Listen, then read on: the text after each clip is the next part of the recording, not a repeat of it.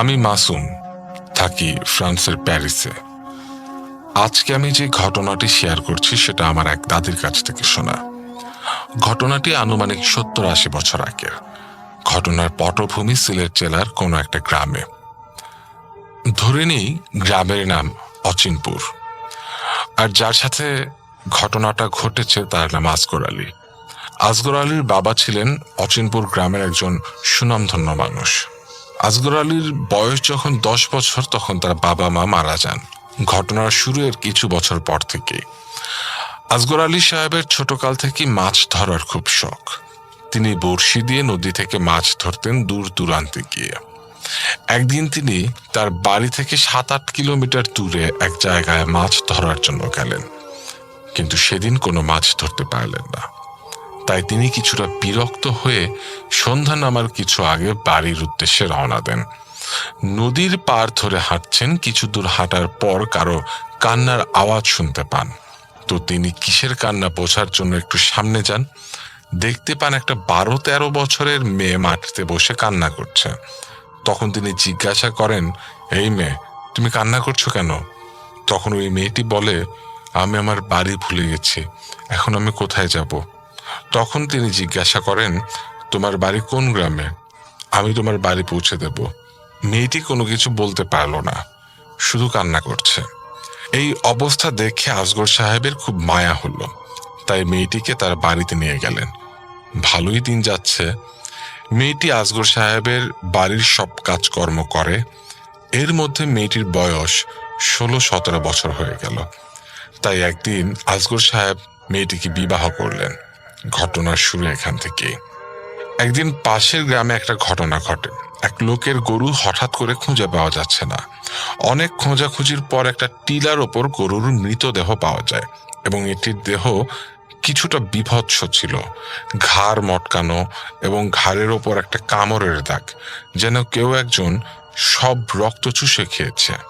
এই অবস্থা দেখে গ্রামের সবাই কিছুটা আতঙ্কিত হয়ে গেল। তারা সবাই মনে মনে ভাবলো গ্রামে হয়তো কোনো হিংস্র জন্তু প্রবেশ করেছে। এরকম ভাবে চক্রাকারে ঘটনা ঘটছে তো ঘটছেই। 2-4 গ্রামের মাঝে আতঙ্ক ছড়িয়ে পড়ল। তাই সবাই এর সমাধান খুঁজতে লাগলো। অচিনপুর গ্রামের সবাই আসগর আলী সাহেবের বাড়িতে এলেন এটার ব্যাপারে পরামর্শ করার জন্য। তখন তিনি সবাইকে সান্ত্বনা দিয়ে বিদায় করলেন। কিছু লোক রয়ে গেল তার বাড়িতে, তাই তিনি খাতিরদারি করার জন্য তার অ্যাসিস্ট্যান্টকে পাঠালেন পান সুপারি আনার জন্য। অ্যাসিস্ট্যান্ট ঘরে এসে তার বউকে বললেন, ভাবি, পান সুপারি দেন। তখন ওই মহিলা তাকে বলে, ভাই, ঘরে তো সুপারি নাই। এই কথা শোনার পর তিনি ঘর থেকে বাইরে বেরিয়ে আসেন এবং সুপারি পাড়ার জন্য গাছের কাছাকাছি গেলেন। এমন সময় দেখলেন ওই মহিলা বিছানায় শুয়ে জানালা দিয়ে হাত বাড়িয়ে গাছ থেকে সুপারি পাড়ছেন। এই অবস্থা দেখে সে মারাত্মক ভয় পেয়ে যায় এবং ওই বাড়িতে আসা বন্ধ করে দেয়। এদিকে আসগর সাহেব তার অ্যাসিস্ট্যান্ট বাড়িতে না আসার কারণে একটু খোঁজ খবর নিলেন, অসুখ বিসুখ করলো কিনা। পরে যখন ওই অ্যাসিস্ট্যান্টের সাথে দেখা হয়ে যায়, জিজ্ঞাসা করেন, কি ব্যাপার, তুমি আমার বাড়িতে আসো না কেন? তখন আফসার আলী, সেই অ্যাসিস্ট্যান্ট, বললেন, কি বলবো ভাই, সেদিন ভাবিকে সুপারির কথা বললাম, তখন ভাবি বলেন ঘরে সুপারি নাই। তার কিছুক্ষণ পরে দেখি তিনি শুয়ে শুয়ে ঘর থেকে জানলা দিয়ে সুপারি পেরে নিয়ে আসছেন। এই অবস্থা দেখে আমি খুব ভয় পেয়ে যাই এবং আপনার বাড়িতে আসা বন্ধ করে দেই। এই কথা শোনার পর আসগর আলী সাহেব কিছুটা চিন্তায় পড়ে যান। তাই ঘটনার সত্যতা যাচাই করার জন্য পরীক্ষা চালাতে লাগলেন। আপনারা জানেন যে গ্রামের টয়লেটগুলো ঘর থেকে কিছুটা দূরে হয়। তো একদিন আসগর আলী রাতের বেলা হঠাৎ করে টয়লেটে গেলেন এবং ইচ্ছে করে বদনা নিয়ে যাননি। তাই তিনি টয়লেটে বসে তার বউকে উদ্দেশ্য করে বলেন, পানির বদনাটি দিতে। দেখতে পেলেন তার বউ ওয়াশরুমের দরজা দিয়ে হাত বাড়িয়ে ওনাকে বদনা দিয়ে গেছে। তিনি তড়িঘড়ি করে ওয়াশরুম থেকে বের হলেন, দেখলেন তার বউ বিছানায় শোয়া। তার মনের ভেতর একটা খটকা লাগলো। একটা মানুষের পক্ষে কোনো অবস্থায় সম্ভব নয় যে এত তাড়াতাড়ি বদনা দিয়ে পানি দেয়া এবং তাকে ক্রস করে আবার এসে শুয়ে পড়া। একটা মজার ব্যাপার হলো, তার ঘরে তখন পানি ছিল না। এবং তিনি ওয়াশরুমে কিন্তু টয়লেট করার জন্য যাননি, জাস্ট পরীক্ষা করার জন্য গেছেন। আগের ঘটনা এবং পরের ঘটনা মিলে 2 × 2 = 4 হয়ে গেল। তাই আসগর আলী সাহেব এলাকার বড় ইমাম সাহেবের কাছে গেলেন এবং সমস্ত বিষয়টা শেয়ার করলেন। তখন ওই হুজুর বললেন, তোমার স্ত্রী আসলে কোনো মানুষ না, ওটা আসলে একটা রাক্ষসী। আর এটা থেকে পরিত্রাণ পাওয়ার একমাত্র উপায় গ্রামের শক্তিশালী পালোয়ান যুবকদের নিয়ে নৌকা সাজিয়ে একটা হাওরে গিয়ে তাকে ঘুমিয়ে রেখে ফেলে আসতে হবে। তখন আসগর আলী বলেন, হুজুর, আমার তো একটা মেয়েও আছে, এখন কি করা যায়? তখন হুজুর বলেন, ওকে সহ ফেলে আসতে হবে। তো হুজুর কিছু তাবিজ কবচ দিলেন, সেগুলো সাথে নিয়ে আসগর আলী সাহেব তার স্ত্রী, কন্যা এবং পালোয়ান যুবকদের নিয়ে হাকালুকি হাওরের উদ্দেশ্যে রওনা দেন। হাওরের মাঝামাঝি জায়গায় একটা ছোট্ট দ্বীপের মতন পান এবং সবাই সেখানে বিশ্রাম নেন, খাওয়া দাওয়া করেন। একটা সময় যখন ওই রাক্ষসী ঘুমিয়ে পড়ে, তখন সবাই নৌকায় ওঠে এবং শরীরের সমস্ত শক্তি দিয়ে নৌকা বাইতে থাকে। প্রায় আধা কিলোমিটার আসার পর যখন ওই রাক্ষসীর ঘুম ভাঙে, তখন সে করুণ সুরে ডাকতে থাকে আর কান্না করতে থাকে। তার 2 মাসের মেয়েটিও তাকে ডাকতে থাকে, কিন্তু তিনি পেছন ফিরে আর তাকালেন না। আরো কিছু দূর আসার পর তাকে বলে, আমাকে রেখে যা, কোনো সমস্যা নাই তোর, মেয়েকে তুই নিয়ে যা। এই কথা শোনার পরেও তার মন নরম হয় না। তারা তখন আরো জোরে নৌকা বাইতে লাগলো। তখন ওই রাক্ষসী গভীরভাবে চিৎকার দেয় এবং তার মেয়েটির 2 হাত ধরে এক টানে দ্বিখণ্ডিত করে ফেলে এবং এক খণ্ড ওর কাছে রাখে এবং আরেক খণ্ড ইটা মেরে তার নৌকার কাছে ফেলে আর বলে, আমারটা আমার কাছে রাখলাম, তোরটা তুই নিয়ে যা। এই অবস্থা দেখে সাথের সবাই খুব ভয় পেয়ে যায়, তবুও সবাই খুব জোরে নৌকা বাইতে থাকে। একটা সময় এসে সবাই নিরাপদ দূরত্বে ফিরে আসে। রাসেল আছির সাথে আর শুরু হয়ে গেল ভূত এফএম। আপনাদের সবাইকে স্বাগত জানাচ্ছি ভূত এফএমে আজকে, এবং যারা যেখানে আছেন আশা করছি যে আজকে যে স্টোরিগুলো আছে আমাদের কাছে সেগুলো শুনে আনন্দ পাবেন, ভালো লাগবে এবং এনজয় করবেন অনেক বেশি। তা এখন যেটা করব সেটা হচ্ছে সরাসরি চলে যাব আমরা আমাদের প্রথম অতিথি হিসেবে আছেন আজকে আফনান ভাই, তার কাছে চলে যাব এবং তার কাছ থেকে একটা ঘটনা শুনে আসবো। আশা করছি যে এই ঘটনাটা আপনাদের অনেক বেশি ভালো লাগবে। চলুন শুরুতেই চলে যায় আফনান ভাইয়ের কাছে। প্রিয় লিসেনার্স, আসসালামু আলাইকুম। আমি আফনান, আশা করি সবাই ভালো আছেন, সুস্থ আছেন। আমাদের যে রেমিটেন্স যোদ্ধা ভাই এই ঘটনাটি পাঠিয়েছেন, তার নাম অমিম। ওনার দেশের বাড়ি সাতক্ষীরার কালীগঞ্জ উপজেলায়। উনি বর্তমানে সৌদি আরবের একটি কাবাব হাউস নামে রেস্টুরেন্টে চাকরি করছেন। ঘটনাটি ঘটেছিল ওনার নানার সাথে 2004 সালে। ওনার নানার মুখ থেকে ঘটনাটি শুনেছিলেন। ওনার নানার নাম রুহুল আমিন, পেশায় একজন কৃষক। দিনটি ছিল শুক্রবার। রতনপুর নামে এক জায়গায় কয়েকটা গ্রাম মিলে বিকালে হাট বসত। ওখানে বিভিন্ন ধরনের জিনিসপত্র পাওয়া যেত। তো ওই দিন ওনার নানির কাছ থেকে বাজারের ব্যাগ নিয়ে, প্রয়োজনীয় টাকা এবং 2 ব্যাটারির একটা টর্চ লাইট নিয়ে বেরিয়ে পড়েন বাজারের উদ্দেশ্যে। বাজার শেষে মাছ কিনতে গিয়ে নানার চোখ আটকে যায় বড় 4 থেকে 5 কেজি ওজনের একটা রুই মাছের দিকে। দামাদামি করে মাছটি কিনে আসার পথে দেখা হয়ে যায় নানার এক বন্ধুর সাথে। তারপর চা খেতে খেতে আড্ডা দিতে দিতে বেজে যায় রাত 10টার মতো। তখনকার সময় এশার নামাজ পড়েই খাওয়া দাওয়া করে ওই গ্রামের ওইদিকে যারা বসবাস করতেন তারা ঘুমিয়ে পড়তেন। নানাদের বাড়ি থেকে বাজার 3 কিলোমিটার মতো দূরে। তখনও ওই এলাকায় বিদ্যুৎ পৌঁছায়নি। এক হাতে বাজারের ব্যাগ আর এক হাতে টর্চ লাইট নিয়ে টর্চের আলো ফেলতে ফেলতে উনি রওনা দিয়েছেন। তো উনি যেই হাতে টর্চ লাইট রেখেছেন ওই হাতেই আবার 2 আঙ্গুলের ভেতরে বিড়ি ধরিয়ে রেখেছেন। ওনার আবার বিড়ি খাওয়ার বদ অভ্যাস ছিল। তো বাড়ির পথে যেতে পরে একটা বিশাল একতলা পরিত্যক্ত বাড়ি, মস্ত বড় একটা আম গাছ, অপর পাশে পুকুর। লোকমুখে ওই জায়গাটা নিয়ে অনেক কথাই শোনা যেত।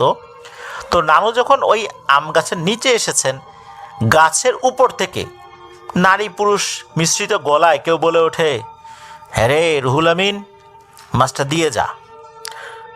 নানা ছিলেন বেজায় সাহসী একজন মানুষ। ওই কথায় পাত্তা না দিয়ে উনি কোনো কথাবার্তা ছাড়াই এবং কোনো সমস্যা ছাড়াই বাড়িতে চলে আসেন। নানা চিন্তা করেছেন যে বাহ, কি মজার আবদার, টাকা দিয়ে মাছ কিনলাম আর গাছের উপর থেকে এই মেছো পেতনিগুলো বলে যে মাছ দিয়ে যা। গ্রামের মানুষজন কিন্তু এই যে মাছ নিয়ে আসার সময় এই মেছোগুলো যে মাছ চায় এইগুলো সম্পর্কে ওনারা খুব ভালো মতোই অবগত, তাই এগুলোতে পাত্তা দেওয়া যাবে না। আর একবার যদি দেয়া হয় তাহলে নাকি বারবার আসে, বারবার বিরক্ত করে। এই জন্য নানা চলে আসেন। প্রতিমধ্যে আর কোনো সমস্যা হয় নাই। কেটে যায় 1 সপ্তাহ। 1 সপ্তাহ পর একদিন, ওই দিন সন্ধ্যা হতে না হতেই আকাশ একদম কালো হয়ে আসে, মেঘে ছেয়ে যায়, হালকা হালকা বৃষ্টি হতে থাকে। নানা মাঠ থেকে এসে দেখে যে মামার গায়ে অনেক জ্বর। নানি মামার মাথায় পানি দিচ্ছে। নানি সন্ধ্যার আগে গরুগুলো মাঠ থেকে আনতে যেতে পারে, তো মাঠে যে গরুগুলো বাঁধা থাকতো নানি সন্ধ্যার আগেই সেগুলো মাঠ থেকে নিয়ে আসতেন। যেহেতু উনি আনতে পারেন নাই, তাই নানা বেরিয়ে পড়েন মাঠ থেকে গরুগুলো আনতে। মাঠে গিয়ে নানা একে একে গরুগুলোর যে দড়ি সেগুলো উনি আলগা করে দিচ্ছেন। অর্থাৎ গরুগুলো কিন্তু একটা খুঁটা বলে এই জিনিসগুলো দিয়ে মাটির মধ্যে পুঁতে দেয়া থাকে। তো ওইগুলো যখন উঠিয়ে দেওয়া হয়, গরুগুলো কি করে একাই বাড়ির দিকে রওনা দিয়ে চলে আসে। তো নানা খেয়াল করেন যে ওনার যে কয়েকটা গরু ছিল এর মধ্যে একটা গরু কম। নানা গরুটাকে আশেপাশে খুঁজতে থাকেন, হয়তো বা কোনো কারণে অনেক নড়াচড়া করেছে, ওই খুঁটাটা নড়বড়ে হয়ে গেছে, মাটি থেকে উঠে গেছে, আশেপাশে হয়তো বা চলে গেছে। তো উনি গরুটাকে তো খুঁজছেন। তো নানা আফসা আফসা দেখতে পান গরুটি মাঠের শেষে একটি ধান খেতে ফসল খাচ্ছে। নানা চিন্তা করে, আরে কার খেতে ঢুকে গেল, আর একজনের খেতে ঢুকে ফসল খাচ্ছে, বিষয়টা তো ভালো না। নানা তাড়াতাড়ি করে গরুর কাছে যাওয়ার চেষ্টা করছেন। তো গরুটার কাছে যেতেই গরুটা পাশে থাকা বাঁশবাগানের ভিতর ঢুকে যায়।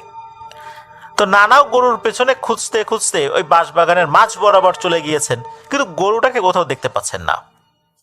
ওই সময় হঠাৎ পেছন থেকে সেই নারী পুরুষ মিশ্রিত কণ্ঠে বলে ওঠে, হ্যাঁ রে রুহুল আমিন, সেদিন তো তোর কাছে মাছ চেয়েছিলাম, তুই দিস নাই। আজকে তোর গরুকে দিয়ে ফাঁদ পেতে তোকে এখানে নিয়ে আসছি। এখন তো আমি সেই প্রতিশোধটা নেব রে, তুই আমাকে অপমান করছিলি সেই দিন।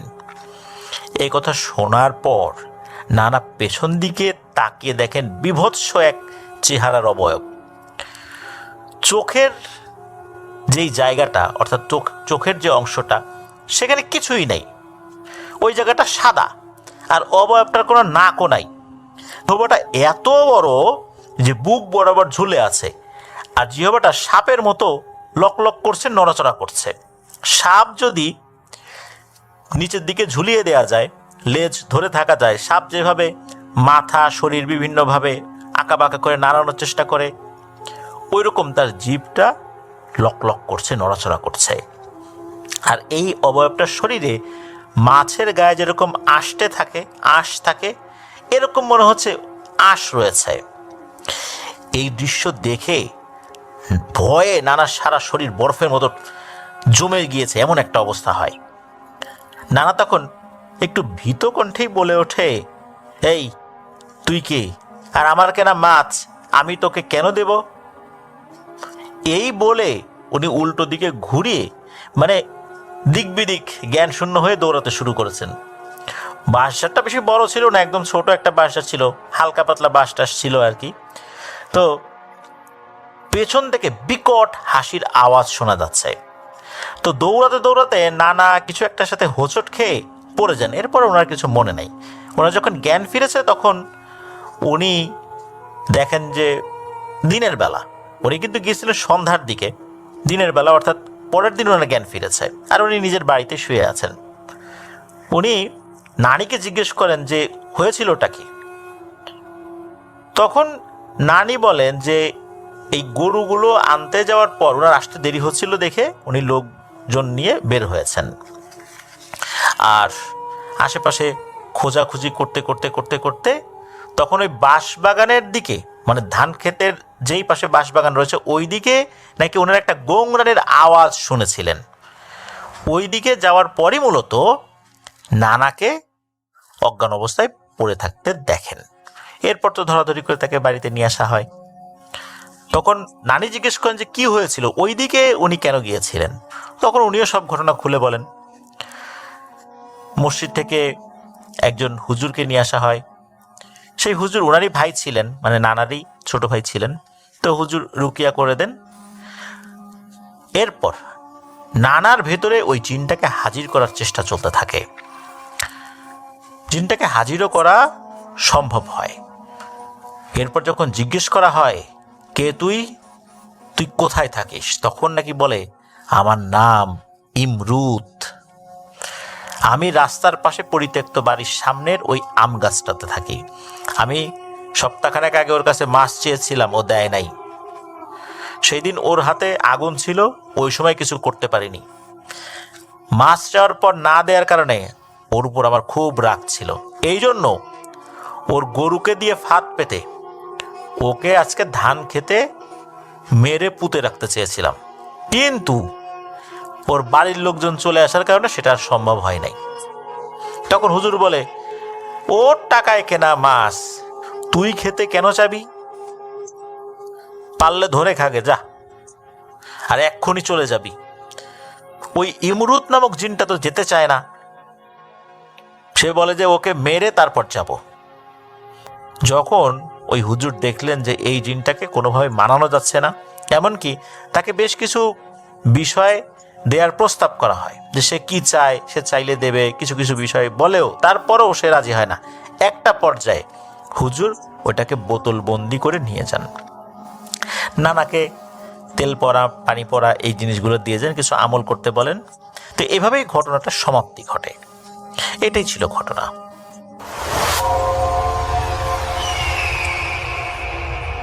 আমরা চলে যাব আমাদের পরবর্তী অতিথির কাছে। আপনার নামটা প্লিজ একটু বলবেন, আপনি কোথা থেকে এসেছেন সেটা বলবেন, তারপরে আপনার ঘটনায় যাব। আসসালামু আলাইকুম রাসেল ভাই, আমার নাম সিয়াম, আমি ধানমন্ডি জিগাতলা থেকে এসেছি। শুনি আপনার ঘটনা। আমার যে ঘটনাটা, এটা আমার গ্রামের বাড়ি। আমার জেঠাতো বোনের শাশুড়ির সাথে কথা। আমার গ্রামের বাড়ি হচ্ছে নোয়াখালী কবিরহাট উপজেলায় কালামুন্সি ওইখানে। তো ঘটনা ওইখানেই ঘটে। আমাদের বর্তমান যে দাদু বাড়ি আছে সেখানে আমার জেঠাতো বোনের শাশুড়িরা থাকতো আগে। তো ঘটনাটা বেশ কিছুদিন আগের ঘটনা। এক সকালে আমার জেঠাতো বোনের শাশুড়ি উঠানে গোবর রোদ দেয়। তো এটার কারণে আমার বাবার বোন, মানে আমার ফুফু, সে তাকে বকা দেয়। তো জিনিসটা তার খুব লাগে। তো যার কারণে সে রাতের বেলা তার স্বামীর সাথে ঝগড়া করে যে সে এ বাড়িতে থাকবে না। তো সে রাতের বেলা তার দুই ছেলেকে নিয়ে বের হয়ে যায়। সে তখন তার মাথা ছিল না যে রাত কত হয়েছে বা এখন কি হবে, সে কোথায় যাবে, সেটা তার মাথা ছিল না। তখন তার মাথা আসছে তার ভাইয়ের বাসা আছে। তার ভাইয়ের বাসা ছিল আমাদের গ্রাম হয়েছে কালামুন্সি, এবং তার থেকে অন্য গ্রাম কোম্পানিগঞ্জ। তো সেই উদ্দেশ্যে রওনা হলো। রাসেল ভাই, একটা জিনিস বলা উচিত যে আমাদের গ্রামের বাইরে বিবরণটা একটু দেওয়া দরকার। বর্তমানে বাজার থেকে মসজিদের পাশে দিয়ে আমাদের গ্রামের বাড়ি ঢুকতে হয়। তো মসজিদের পাশে কবরস্থানের সামনে বিশাল বড় একটা পুকুর, তার সাথে একটা তেঁতুল গাছ, এবং তার একটু সামনে কিছু ঝোপঝাড়, এবং তার সামনে একটা ডোবা, তারপরে আমাদের বাড়ি। তখন জিনিসগুলা কিন্তু আরো একটু অন্যরকম ছিল, যেহেতু অনেক আগের কাহিনী।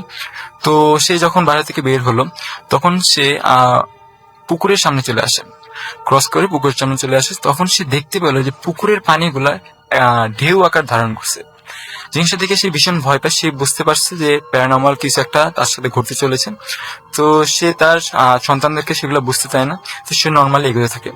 তো নর্মালি রাসেল ভাই, এখন আমাদের যে দাদু বাড়ির রাস্তা সেটা বাজার দিয়ে উঠছে, কিন্তু আগে সেটা ছিল না। আগে কবরস্থানের পিছন দিয়ে বাজারে উঠতে হতো। তো সে সেই উদ্দেশ্যে কবরস্থানের পিছন দিয়ে যাচ্ছিল। তখন সে দেখলো কবরস্থানের সামনে সাদা কাপড় পরা খুব বয়স্ক একজন বুড়ি দাঁড়িয়ে আছে। সে জিজ্ঞেস করলো যে মা, তুমি কি বাজারে যাবা বা অন্য কোথাও যাবা? উনি বললেন হ্যাঁ, আমি ওখানে যাবো, তাহলে আমরা একসাথে যাই। তো ওই বুড়ির সাদা কাপড় পরা বুড়ির সাথে তারা এগোতে থাকলো। বাজার পর্যন্ত যখন তারা আসলো তখন সে একবার পিছিয়ে তাকালো, দেখলো যে বুড়ি আছে কিনা। সে দেখলো যে বুড়ি কিন্তু নাই, কিন্তু কিছুক্ষণ আগেই তার সাথে বুড়িটা ছিল। জিনিসটা দেখে সে আরো ভয় পেয়ে যায়। তো সে একটু জোরে জোরে আমাদের বাজারটা ক্রস করে তার ভাইয়ের বাসা কোম্পানিগঞ্জ ওদিক দিয়ে যাওয়ার চেষ্টা করে। তো ওই সম্পর্কে একটু বলা উচিত যে ওই রোডে কিছু একটা জায়গা আছে, আমাদের বর্তমান যে চেয়ারম্যান তার বাড়ি। তো সেই জায়গাটা আগে এক সময় ভৌতিক ছিল খুব। তো সে যখন ওই জায়গায় তখন সেখানে একটা পুকুর আছে। তো সে দেখলো যে পুকুরের ঘাটে বসে 3জন লোক সাদা জুব্বা পরা অনেক লম্বা আকারের অজু করছিল বা হাত মুখ ধুয়েছিল, এরকম কিছু একটা সে দেখতে পেলো। জিনিসটা দেখে সে ভীষণ ভয় পায় যে এত রাতে, মেবি রাত 1টার বেশি হবে, যে এত রাতে কোনো মানুষ অজু করার কথা না। আর যেই মসজিদও বাজারের ওখানে, এখান থেকে অনেক দূর। জিনিসটা থেকে সে আরো ভয় পায়। ভয় পাওয়ার কারণে সে সামনের দিকে যেতে থাকে। তো কিছুটা আগানোর পরে সে দেখতে পেল যে কয়েকটা জাম গাছ। তো জাম গাছের ওখানে দেখলো যে কালো কাপড় পরা কিছু অবয়ব একটা জাম গাছ থেকে অন্য জাম গাছের দিকে যাচ্ছিল, মানে লাভ দিচ্ছিল, এরকম কিছু একটা। তো এরকম সে যখন জাম গাছের সামনে আসছে দেখলো যে কয়েকটা অবয়ব এরকম আসা যাওয়া করছিল। জিনিসটা দেখে সে ভীষণ ভয় পায় এবং এক দৌড়ে তার সন্তানদেরকে কোলে নিয়ে তার ভাইয়ের বাসার সামনে উঠানে যেয়ে পড়ে এবং সেই সেন্সলেস হয়ে যায়। তার ভাই বাসা থেকে বের হয়, তাকে পানি টানি দেয় এবং তাকে হুঁশ হওয়ার পরে তাকে জিজ্ঞেস করে যে তোমার সাথে কি হয়েছে। তখন তার ভাই সবকিছু বুঝতে পারে এবং তাকে ঝাড়ফুঁক দিয়ে দেয়। বলে রাখা ভালো তার ভাই ছিল খনার। তো নেক্সট দিন সকালে যেই কাহিনী ঘটে যে পাশের 2 বাড়ি পরে একটা মেয়েকে জিন আসর করে। তো তার ভাই যেহেতু খনার ছিল, মানে জিনবুর সারাতো, তো তাকে ডাকা হয় যে ভাই আমার মেয়ের এই সমস্যা, আপনি একটু আসে দেখেন। তো সে যখন গেল, যাওয়ার পরে সে নর্মালি ওই মেয়ের সাথে কথা বলতেছিল এবং জিনা ছাড়ার জন্য ট্রাই করতেছিল। তখন ওই জিন মেয়ের গলার ভারী কণ্ঠে বলতেছিল যে দেখ, কাল রাতে তোর বোন এবং তোর ভাইগনাদের কিন্তু আমি পাইছিলাম, কিন্তু তোকে আমি চিনি বলে তাদেরকে আমি কিছু করিনি। এখন তুই যদি আমার কোনো ক্ষতি করিস তাহলে। ওর গলা দিয়ে বলছে? জি জি হ্যাঁ, আচ্ছা। মেয়ের গলা দিয়ে বলছে। তো তুই যদি এখন আমার কোনো ক্ষতি করিস তাহলে কিন্তু নেক্সট টাইম তোর বোন এবং ভাগ্নারা কিন্তু এই রাস্তা দিয়ে যাবে, তাদেরকে কিন্তু আমি ছাড়বো না। তখন জিনিসটা সে বুঝতে পারলো না, এখন যদি আমি কিছু একটা করি তাহলে আমার ফ্যামিলির উপরে কিছু একটা হতে পারে। তো সেই জিনিসটা বললো আর সে আর কিছু করলো না, সে চলে আসলো। তো ভাই এই ছিল আমার ঘটনা।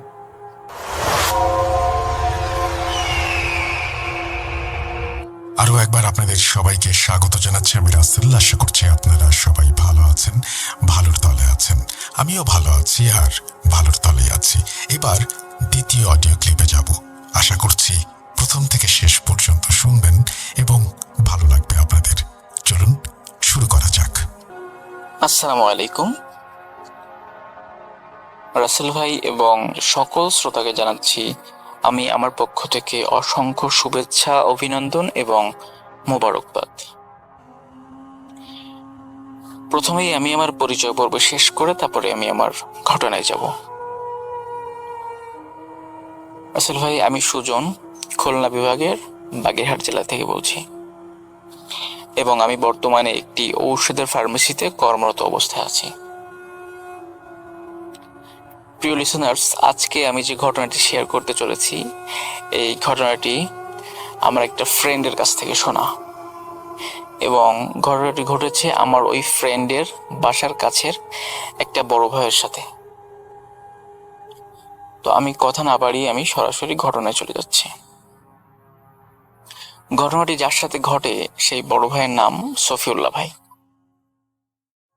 এবং সফিউল্লাহ ভাইয়ের বাসা খুলনা বিভাগের বাগেরহাট জেলার বিষ্ণুপুর ইউনিয়নের কোন একটি গ্রামে।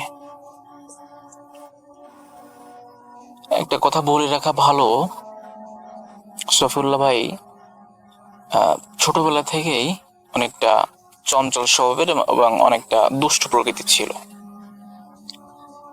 আরো একটা কথা, সফিউল্লাহ ভাইয়ের ফ্যামিলিটা আসলে অনেকটা ধার্মিক ফ্যামিলি, খুব একটা ধার্মিক ফ্যামিলি এবং সফিউল্লাহ ভাইয়ের বাবা একজন মাওলানা সাহেব।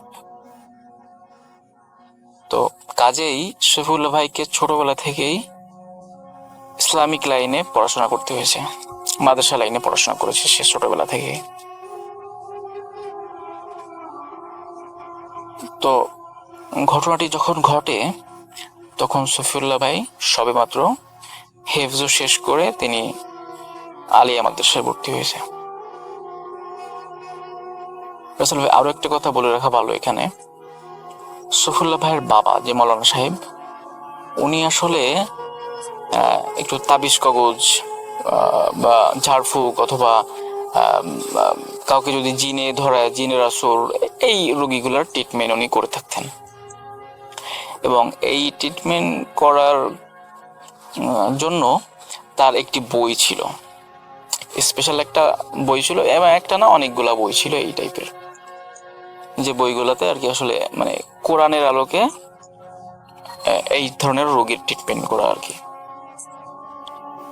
তো একদিন সফিউল্লাহ ভাই করলো কি যে সফিউল্লাহ ভাইয়ের বাবা আসলে আবার ওই বইগুলা লুকায় রাখতেন। উনি ওইগুলা ওনার যখন দরকার হতো উনি আসলে পড়তেন এবং উনি বইগুলা লুকিয়ে রাখতেন, কেউ যাতে দেখতে না পারে। মানে উনি চাতেন না যে এই বইগুলা কেউ পড়ুক আর কি। তো সফিউল্লাহ ভাই যেহেতু একটু দুষ্প্রকৃতির ছিল, কাজেই সফিউল্লাহ ভাই ওনার আগ্রহ জাগে যে ওই বইগুলা সে চুরি করে পড়বে, যে ওই বইগুলাতে আসলে কি আছে।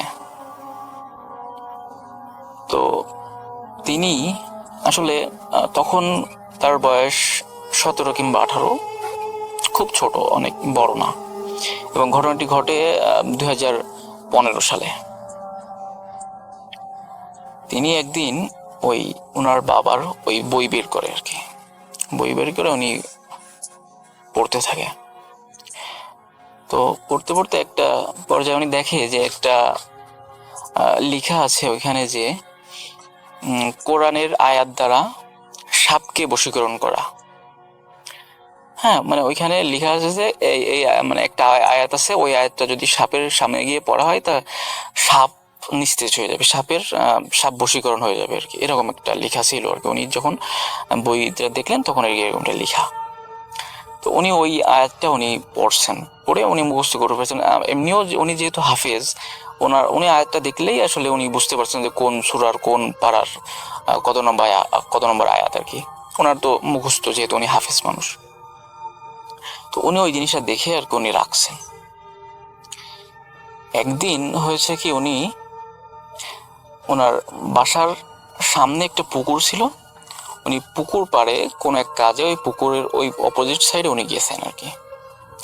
গিয়ে দেখতেছেন যে একটি সাপ, হ্যাঁ একটি সাপ একটি মানে মাছ খাচ্ছে পুকুর থেকে, পুকুরের একদম পাড়ে একটি সাপ একটা মাছ ধরে মাছটাকে আর কি খাচ্ছে আর কি মাছটা। তখন ওনার মাথায় ওই দুষ্টু বুদ্ধি খেলে গেল।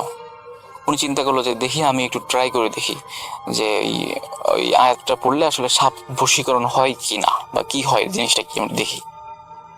তো ওনার যেহেতু মুখস্থ ছিল আয়াতটা, উনি আস্তে করে সাপের কাছে গিয়ে এক মুষ্টি মাটি হাতে নিয়ে উনি আর কি ওই দোয়াটা পরে মাটিতে ফু দিয়ে উনি ওই মাটিটা সাপের গায়ে আর কি ছিটিয়ে দেয়।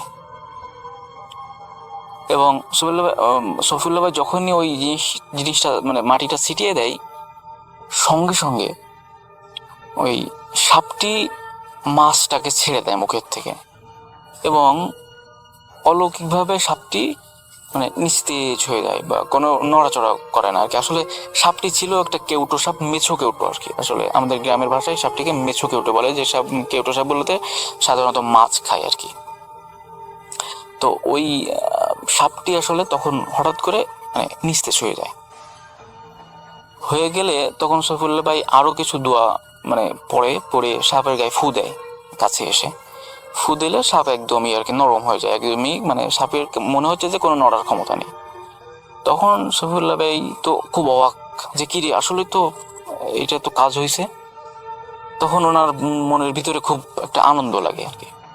তখন উনি ওই সাপটাকে ধরে, সাপটা ধরে এনে আসলে উনি করেন কি, ওই যে উনি যেহেতু ছোট, উনি সাপটা এনে ওনার ফ্রেন্ড সার্কেল যারা ছিল বা ওনার থেকে ছোট যারা ছেলে মেয়ে ছিল এলাকায় আর কি, তাদের সবাইকে ভয় দেখাচ্ছে সাপটা দিয়ে, এই দেখ সাপ দিয়ে তোকে কামড় দিয়ে যাবো, দেখ সাপ ধরছি, এই সেই। উনি আর কি মানে দুষ্টুমি করে বেড়াচ্ছে সাপটা ধরে নিয়ে আর কি, এবং সবাইকে ভয় দেখায় বেড়াচ্ছে। এবং একটা পর্যায়ে উনি সাপটাকে মেরে ফেলে দেয়। উনি সাপটাকে ছেড়ে দেয় না, উনি মেরে ফেলে দেয়। এবং এই ঘটনা কিভাবে কিভাবে জানি জানতে পারে ওনার বাবা, সফিউল্লাহ ভাইয়ের বাবা মৌলানা সাহেব। উনি এই কথাটা যখন জানতে পারে, তো রাত্রিবেলায় সফিউল্লাহ ভাইকে অনেক বকাঝকা করে এবং বলে যে তুমি সাপ ধরছো কেন, এবং সাপ ধরে তুমি মেরে ফেলছো কেন, এটা কি ঠিক হচ্ছে, এটা তুমি কেন করছো? কিন্তু রাসেল ভাই, সফিউল্লাহ ভাইয়ের বাবা কিন্তু জানে না যে আসলে উনি কোন প্রক্রিয়ায় সাপটা ধরছে, ওই দোয়া কালাম পড়ে ধরছে, এইটা কিন্তু সে জানে না। সে ভাবছে যে সাপটা ধরছে, হয়তো কোনোভাবে ধরছে এবং এমনি ভয় দেখাইছে এবং সাপটাকে মেরে ফেলছে, এইটা জানে আর কি। তো এই গেল সেদিন, এবং সফিউল্লাহ ভাই বলে যে ঠিক আছে, না আমি আর কোনোদিন সাপটা ধরবো না, এটা বলার বাবার কাছে ভুল স্বীকার করে। কিন্তু যতই ভুল স্বীকার করুক, মাথায় কিন্তু ওনার রয়েছে যে আমি সামনে যদি সাপ আরো কখনো পাই তো আবার এরকমটা করবো আর কি। তো উনি আরো একদিন হঠাৎ এরকমের বাগানে সবাই খেলাধুলা করতেছে, মানে বাড়ির পিছনে একটা বাগান আছে, মানে অনেক মানে ওই বাগানে আসলে ছেলে পেলে খেলাধুলা করে আর কি। তো ওই বাগানের একটা সাইডে উনি আসলে দেখেন কি যে একটি সাপ, কোনো কারণে একটা সাপ দেখে। তো উনি করেন কি, ওই সাপটাকে উনি আবার ওই দোয়া পড়ে ওই মাটিতে ফু দিয়ে ওই মাটি সাপের গায়ে যে ছিটিয়ে দেয়, সাপ আস্তে আস্তে করে নিস্তেজ হয়ে যায়। তখন উনি সাপটাকে আবার ধরে তারপর ওই সাপটি নিয়ে উনি আবার সবাইকে ভয় দেখানো শুরু করে, সবারে মানে করে, মানে খেলা টেলা করে একটা পর্যায়ে ওই সাপটিকে উনি আসলে সেই দিন সাপটিকে ফেলে দেয়। এবং ওই ঘটনাটাও ওনার বাবা জানতে পারে। জানার পরে সফিউল্লাহ ভাইয়ের কাছে জিজ্ঞেস করে যে তুই কোনভাবে তুই সাপটা ধরছিস আর কেন ধরলি, আগের দিন তোর নিষেধ করছি বা এই তারপরে আর কি সফিউল্লাহ ভাই সবকিছু সত্যি সত্যি বলে দেয় আর কি, খুব প্রেশার ক্রিয়েট করে এবং সত্যি সত্যি বলে দেয় যে আমি তোমার ওই বাবাকে বলে যে আমি আপনার ওই যে বইটা ছিল ওই বইটা দেখে আমি পড়ে আমি এইভাবে সাপ ধরছি আর কি। তখন সফিউল্লাহ ভাইয়ের বাবা মৌলানা সাহেব উনি অত্যন্ত রেগে যান এবং সফিউল্লাহ ভাইকে অনেক মারধর করেন, এবং মারধর করে একটা পর্যায়ে উনি সফিউল্লাহ ভাইকে মানে সফিউল্লাহ ভাইয়ের খালার বাড়িতে পাঠিয়ে দেন আর কি। হ্যাঁ, সফিউল্লাহ ভাইয়ের খালার বাসায় পাঠিয়ে দেন এবং সফিউল্লাহ ভাই তার খালার বাসায় চলে যায় আর কি। খালার বাসায় যাওয়ার পরে সফিউল্লাহ ভাইয়ের আবার একটা নেশা ছিল, সে ক্রিকেট খেলা খুব পছন্দ করত। তো একদিন বিকেলে সফিউল্লাহ ভাই দেখতেছে যে তার খালার বাড়ির পাশে একটা ছোট্ট একটা মাঠে কিছু ছেলে পেলে ক্রিকেট খেলতেছে। তখন তিনি সেইখানে যান, তাদের সাথে ক্রিকেট খেলায় ইনভলভ হন এবং তাদের সাথে ক্রিকেট খেলা শুরু করেন। খেলার একটা পর্যায়ে একজনে বল জোরে বাড়ি দেয় এবং বলটি উড়ে গিয়ে পাশের একটা ঝোপের ভিতরে বলটি পড়ে। একটি ঝোপ ছিল, ঝোপের ভিতরে বলটি যে পড়ে আর কি। তখন সফিউল্লাহ ভাই দৌড়ে যায়, যে বলতেছে আমি বল খুঁটে নিয়ে আসতেছি, তোমরা থাকো। এটা বলে সফিউল্লাহ ভাই আর কি ওই ঝোপের ভিতরে চলে যায়, গিয়ে বলটি খুঁজতে থাকে এবং হঠাৎ করে উনি সামনে তাকিয়ে দেখে যে একটি সাপ ফনা ধরে মানে বসে আছে আর কি। অনেক ভয়ঙ্কর একটি জাতের সাপ, দেখে মনে হচ্ছে যে অনেক বড় একটা কেউটের সাপ, এই টাইপের আর কি, ফনা ধরে আছে। এবং সফিউল্লাহ ভাই যখনই ওখানে গেছে, সাপটি মানে কেমন যেন রাগে ফুসফুস শব্দ করতেছে আর কি, এরকমটা। তখন সফিউল্লাহ ভাই করলো কি, ওই এক মুষ্টি মাটি হাতে নিয়ে উনি ওই দুষ্টু বুদ্ধি ওনার মাথায় চলে আসলো, উনি ওই মাটিতে ফু দিয়ে উনি ওই মাটি সাপের গায়ে ছিটিয়ে দেয়। তো সাপের গায়ে যখন ছিটিয়ে দেয়, তখন সাপটা নিস্তেজ হবে তো দূরের কথা, সাপটি আরো রাগান্বিত হয়ে যাচ্ছে এবং আরো জোরে জোরে ফসফস করে উঠতেছে, আরো বড় করে ফনা তুলতেছে, এরকমটা করতেছে। তখন সফিউল্লাহ ভাই একটু ভয় পেয়ে যায়, একটু ঘাবড়ে যায় যে কি ব্যাপার, এরকম হচ্ছে কেন। তখন উনি আবারও দোয়া কালাম পড়ে আবারও উনি আর কি ওই মাটি ছিটিয়ে দেয়। তো রাসেল ভাই যতই উনি মাটি ছিটিয়ে দিচ্ছে এবং যতই যা করতেছে না কেন, কিছুতেই কাজ হচ্ছে না, যতই সফিউল্লাহ ভাই দোয়া কালাম পড়ে ফু দিচ্ছে বা যাই করতেছে, কেমরে সাপটি আরো বেশি করে রাগান্বিত হচ্ছে এবং আরো বেশি করে ফসফস করে উঠতেছে, কোনো ইসে কাজ হচ্ছে না। এবং একটা পর্যায়ে ওই সাপটি সফিউল্লাহ ভাইকে রীতিমতো ধাবর কষে আর কি সফিউল্লাহ ভাইকে। এবং সফিউল্লাহ ভাই তখনই সাপের মানে তাড়া খেয়ে উনি দৌড়ে ওই ঝোপের ভিতর থেকে বাইরে চলে আসে আর কি। বাইরে আসার পরে সাপটি আর বাইরে আসে না, যাই হোক ওইখানে আর কি তাড়া করে। এই ছিল ওই দিন বিকেলে। এবং সেই দিন সন্ধ্যাবেলায় সফিউল্লাহ ভাইয়ের মানে যিনি খালুর সাথে উনি বাজারে যায় বাজার করতে। সফিউল্লাহ ভাইয়ের সাথে মানে খালুর সাথে উনি বাজারে যায়। সফিউল্লাহ ভাই বাজারে গিয়ে সফিউল্লাহ ভাইয়ের খালু সফিউল্লাহ ভাইকে আর কি কিছু বাজার করে দেয়, কিছু একটা মুরগি দেয় সাথে, এবং সাথে কিছু বাজার সদাই উনি করে সফিউল্লাহ ভাইকে বলে যে তুমি এটা নিয়ে বাসায় যাও, আমি রাতে আসবো, আমার কিছু কাজ আছে, আমি কাজ সেরে আমি রাতে আসবো, তুমি এগুলা নিয়ে তুমি বাসায় চলে যাও। এবং বাজার থেকে বাসা খুব একটা দূরেও না, এই 1 কিলোর মতো হবে আর কি। তো সফিউল্লাহ ভাই যখন বাসার দিকে রওনা দেয় মাগরিবের পর পর আর কি, বাজার করে উনি বাসার দিকে আর কি রওনা দেয় মাগরিবের কিছুক্ষণ পর আর কি।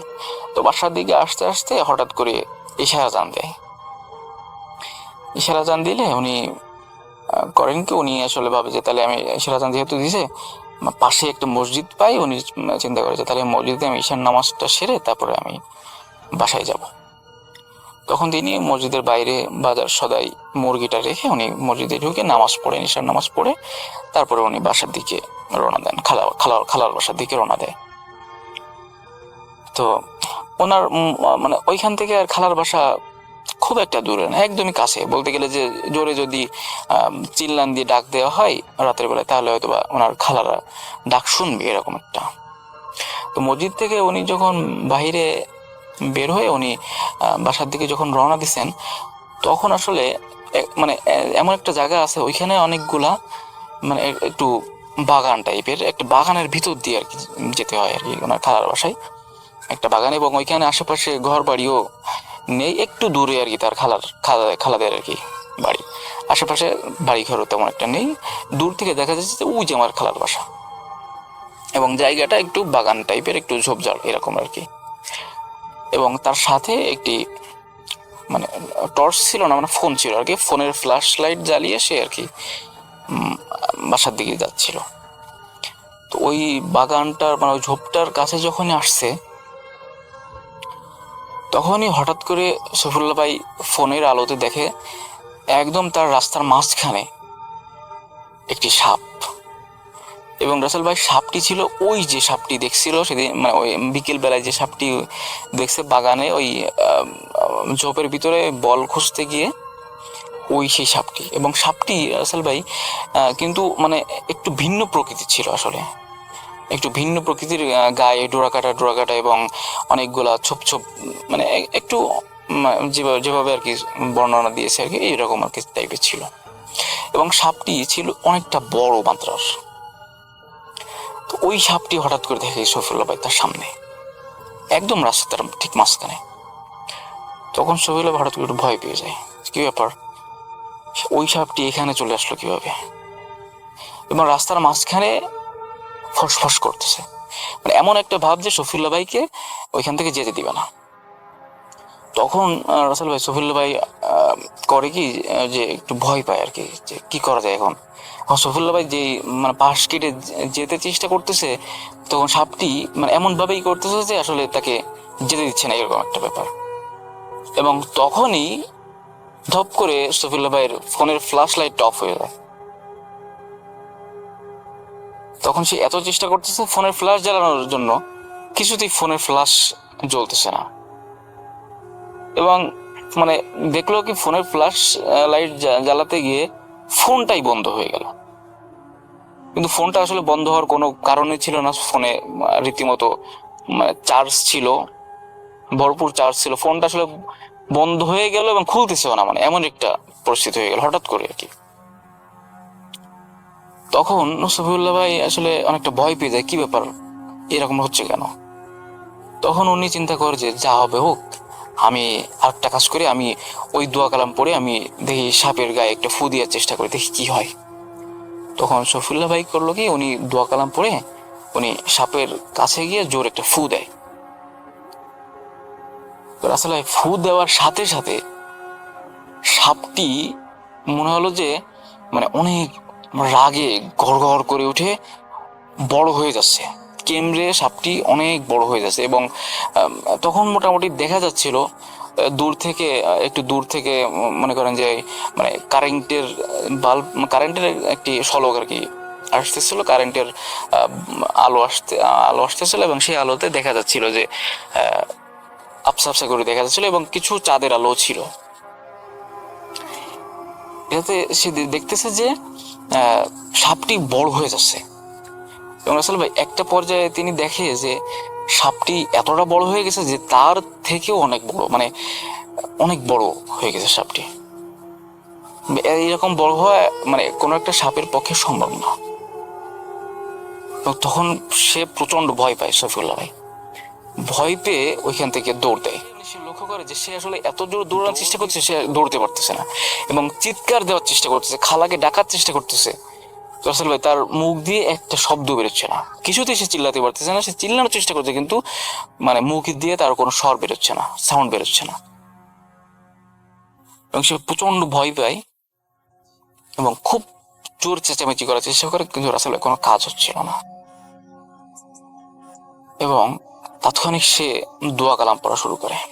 এবং রাসেল ভাই সাপটি কিন্তু আসলে এতটা ভয়ঙ্কর হয়ে যায়, একটা পর্যায়ে সে পিছন দিক তাকে লক্ষ্য করে যে মানে সাপটি আসলে মানে সাপ না, কেমন জানি একটা মানে একটা মানুষের অভাবের মতো আর কি, অনেক ভয়ঙ্কর একটা চেহারা এরকম হয়ে যায়। এবং সে দোয়া কালাম পড়তে শুরু করে, আয়াতুল কুরসি পড়তে শুরু করে, এবং তখন সে দেখে যে সে দৌড় দিতে পারে। আয়াতুল কুরসি যখনই পড়ে তখন সে দৌড় দিতে পারে। একটু আগে কিন্তু তার পা অবশ হয়ে গেছিল, কিছুতেই সে দৌড় মানে নড়তেই পারতেছিল না জায়গা থেকে। আয়াতুল কুরসি পড়ার সাথে সাথে সে তার পাও ছুটে যায় এবং সে দৌড় দেয় ওখান থেকে। বাজার সদাই সে ফেলে দৌড় দেয়, চিৎকার দিতে দিতে দৌড় দেয় বাসার দিকে। এবং দৌড়াতে দৌড়াতে বাসায় গিয়ে উনি সেন্সলেস হয়ে পড়ে যান। এবং তার চিৎকার শুনে তার খালা বাসায় ছিল, খালা তো ভাই বোন তারা বাসায় ছিল, তারা দৌড়ে বের হয়ে আসে এবং দেখে যে সফিউল্লাহ ভাই উঠোনে এসে পড়ে গেছে। এবং তখন সফিউল্লাহ ভাইকে তার খালা ধরে তোলে, এবং তার খালা অনেক মানে টুকটাক দোয়া পড়ে সফিউল্লাহ ভাইকে একটু ফু দেয়, একটু পানি পড়ে পানি সফিউল্লাহ ভাইয়ের মুখে ছিটিয়ে দেয়, এবং সঙ্গে সঙ্গে সফিউল্লাহ ভাইয়ের জ্ঞান ফিরে আসে। জ্ঞান ফিরে আসলে সফিউল্লাহ ভাইকে জিজ্ঞেস করে তোমার কি হয়েছে। তখন সফিউল্লাহ ভাই আর কি সব ঘটনা খুলে বলে, এবং বলে যে আমি বাজার সদা ওইখানে ফেলে রেখে আসছি। তখন সফিউল্লাহ ভাইয়ের খালা এবং খালাতো ভাই এবং সফিউল্লাহ ভাই নিজেও সাথে যান, গিয়ে ওইখানে গিয়ে দেখে আসলে কিচ্ছু নেই। এবং একটা মজার বিষয় সফিউল্লাহ মানে রাসেল ভাই দেখে যে মুরগিটা পড়ে আছে, কিন্তু মুরগিটার গলাটা ছিঁড়া। বাজার সদাই পড়ে আছে এবং মুরগিটা পড়ে আছে, মনে হচ্ছে যে দেখলে মনে হচ্ছে যে মুরগির গলাটা কেউ টেনে ছিঁড়ে ফেলছে এরকমটা। রাসেল ভাই আসলে ওনারা অবাক হয় যে যদি এটা কোনো শেয়ালে করে বা কোনো কুকুরে করে বা কোনো কিছুতে করে, তাহলে তো আসলে মাথাটা তো নিয়ে যাবে বা শরীরটা খাবে, আসলে মাথাটা ছিঁড়ে ওই অবস্থায় ফেলা মানে ওই রাস্তার পরেই মানে ফেলানো আর কি পড়ে আছে। তো তারা অবাক হয়, তারা ওইখান থেকে মুরগিটা নিয়ে ফেলে দেয়, মুরগিটা বাসায় নেই না, বাজারগুলা নিয়ে বাজার সদাই নিয়ে বাসায় চলে আসে। ওই একটা অবাকের বিষয় যে আসলে অবাক হওয়ার বিষয় যে আসলে কিসে আসলে মুরগিটা এইভাবে মাথাটা ছিঁড়ে ফেলে। তো তারা বাসায় এসে সফিউল্লাহ ভাইকে একটু ওনার খালা আর কি ঝাড়ফুঁক করে। সফিউল্লাহ ভাই বাসায় থাকে এবং ওই দিন তার খালা পিঠা বানাচ্ছিল আর কি।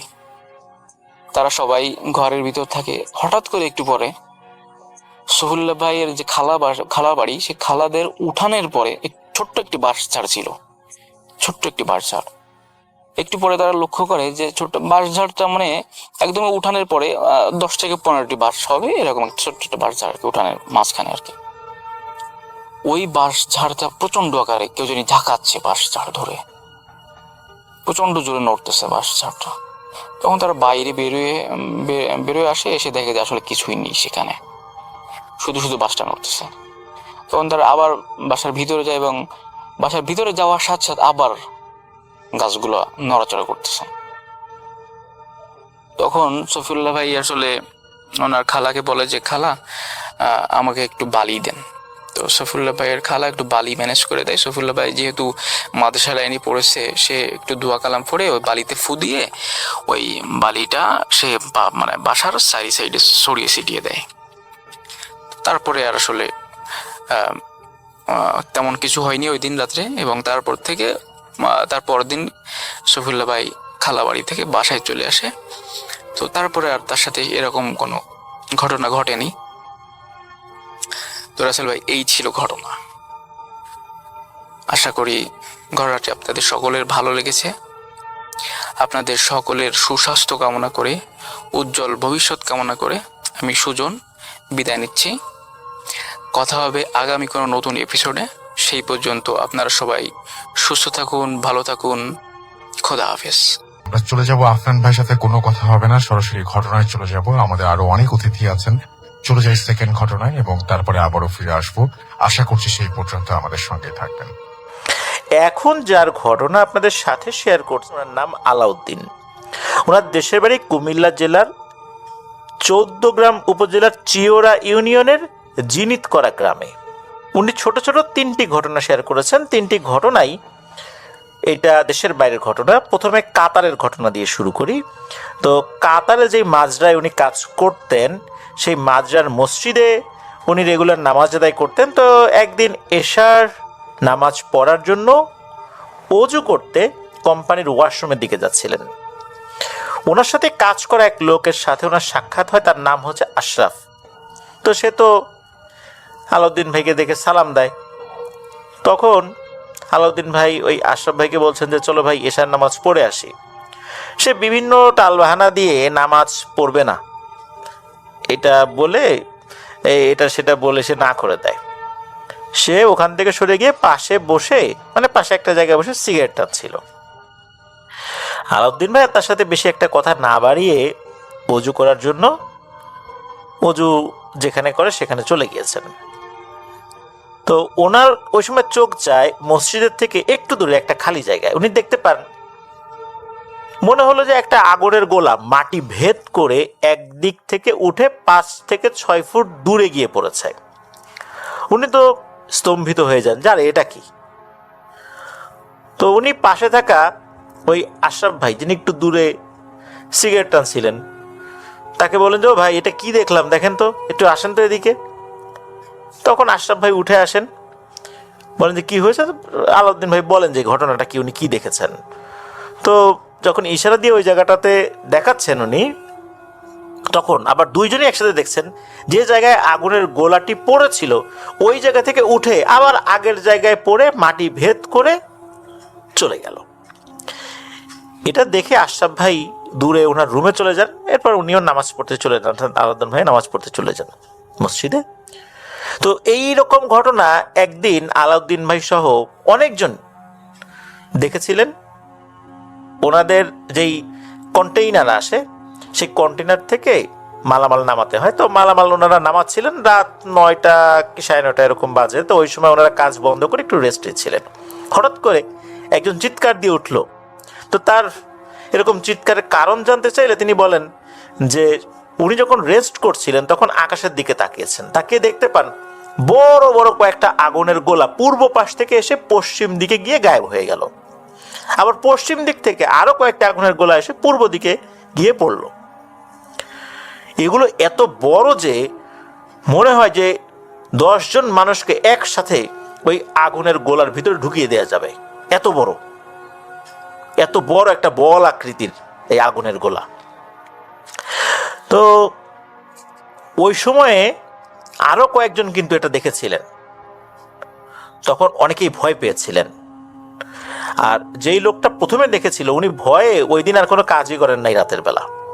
তো এই তো গেল একটা ঘটনা। এবার আসি দ্বিতীয় ঘটনাতে। তো এই ঘটনাটি ওনার সাথেই ঘটেছিল, এটাও কাতারেই। রাত তখন 12টার মতো বাজে আর কি। তো উনি ঘুম থেকে উঠে ওয়াশরুমে গিয়েছেন। তো ওয়াশরুমে যাওয়ার জন্য আসলে বের হয়েছেন। ওয়াশরুমে যেতে যেতে ওয়াশরুমের কাছে গিয়ে মনে হলো যে না থাক, আমি আমার রুমের পেছনে যাই, উনি জল বিয়োগ করবেন আর কি।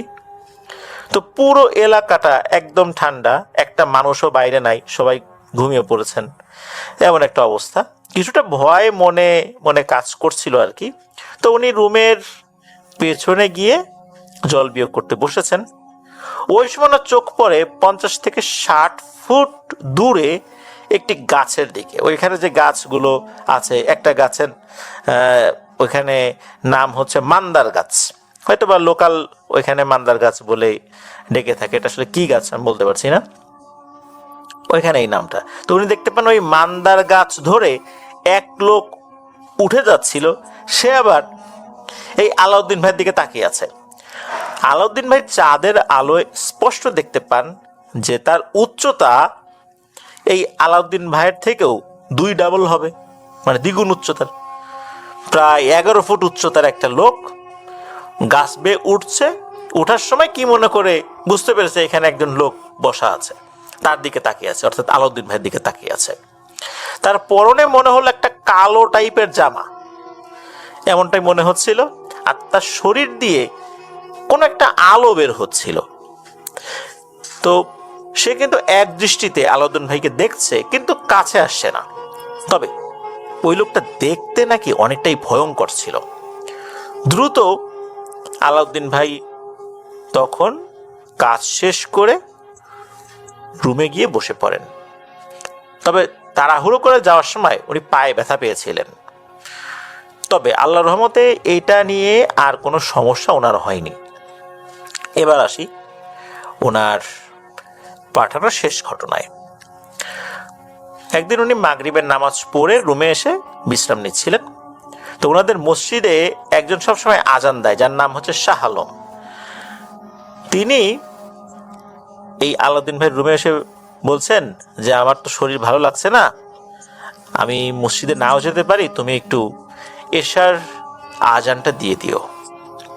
তখন আলাউদ্দিন ভাই বললেন আচ্ছা ঠিক আছে, আমি আজানটা দিয়ে দিব। উনি এশার আজানের প্রায় 15 মিনিট আগে রুম থেকে বাইরে বের হয়েছেন আজান দেওয়ার উদ্দেশ্যে।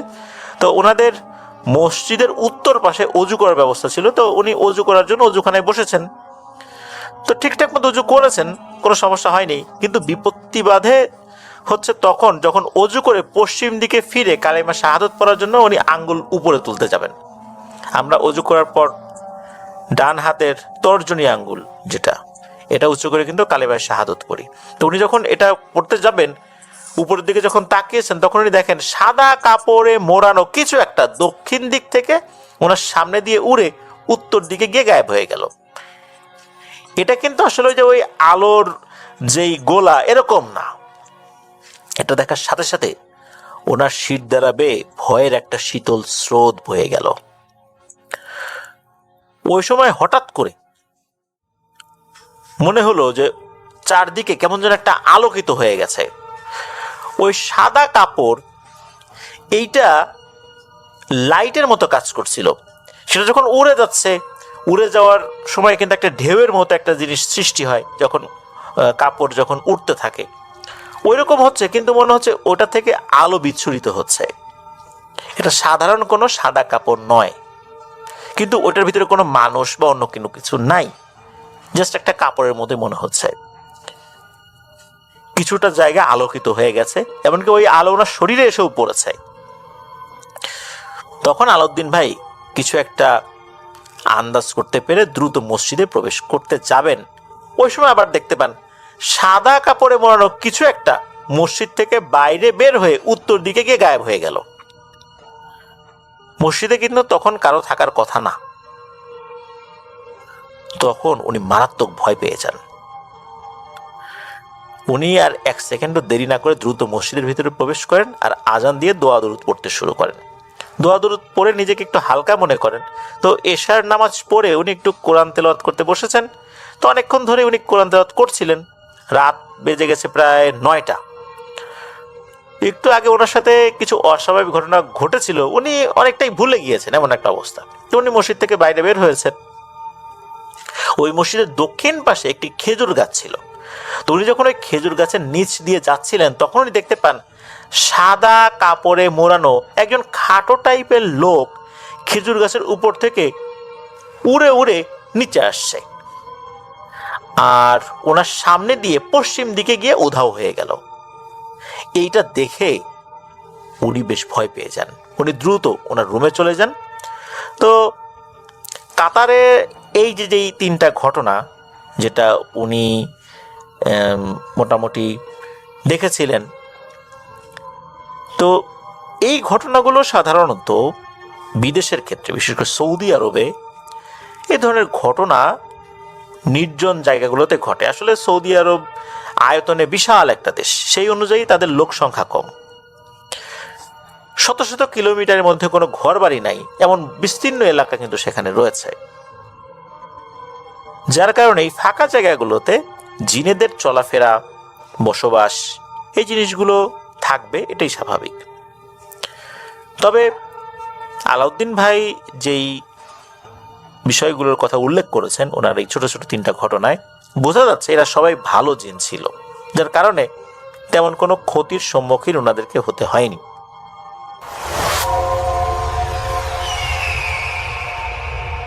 আমরা চলে যাব আমাদের পরবর্তী অতিথির কাছে। আপনার নামটা প্লিজ একটু বলবেন, আপনি কোথা থেকে এসেছেন সেটা বলবেন, তারপরে আপনার ঘটনায় যাব।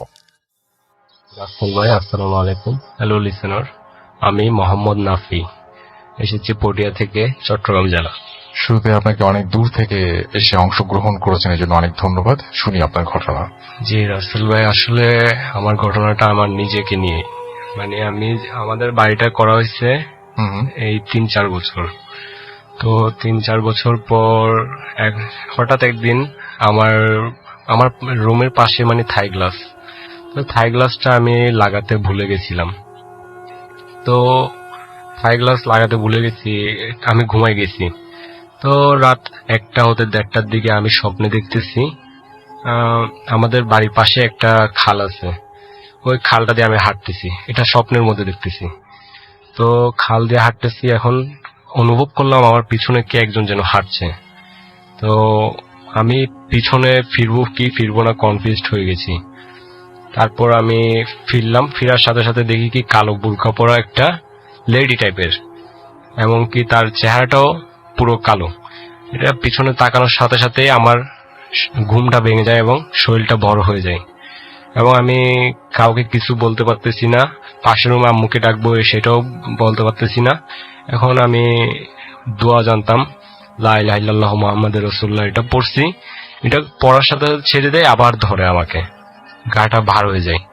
তো এরপর আমি কি করলাম, বুদ্ধি করে আয়াতুল কুরসি পড়লাম। আয়াতুল কুরসি পড়ার পর দেখলাম না, আর ধরলো না, ওই দিনের জন্য এটাই শেষ।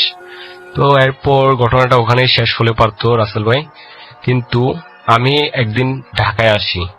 তো আমার বোন আমার রুমে শুয়েছিল। তো আমার রুমে শোয়ার পর সে স্বপ্নে দেখতেছে কেউ একজন ওকে বলতেছে, এই রুম থেকে উঠে যা, এই রুম থেকে উঠে যা। ওর ঘুম তৎক্ষণাৎ সাথে সাথে ভেঙে যায়। সে সাথে সাথে রুম থেকে উঠে অন্য রুমে চলে যায়। পরে সেটা শেয়ার করে সবাইকে। এই ছিল রাসেল ভাই আমার ঘটনা, যেটা এখনো আমার সাথে মাঝে মাঝে হয়। আচ্ছা, আমরা পরবর্তী ঘটনাটা শুনে ফেলি। আপনার ঘটনাটা আমি ঠিক অতটা বুঝলাম না কোন একটা কারণে, যাই হোক আমি পরবর্তী ঘটনায় চলে যাই। জি, আচ্ছা, আপনাকে আমি কিছু কোয়েশ্চেন করি। সেটা হচ্ছে যে আপনি একটা প্রোডাকশন হাউসে কাজ করতেন, রাইট? জি, প্রোডাকশন হাউসে কাজ করতেন, এবং সেই প্রোডাকশন হাউসে আপনি কাজ করতে পারেননি, চলে আসছেন সেখান থেকে।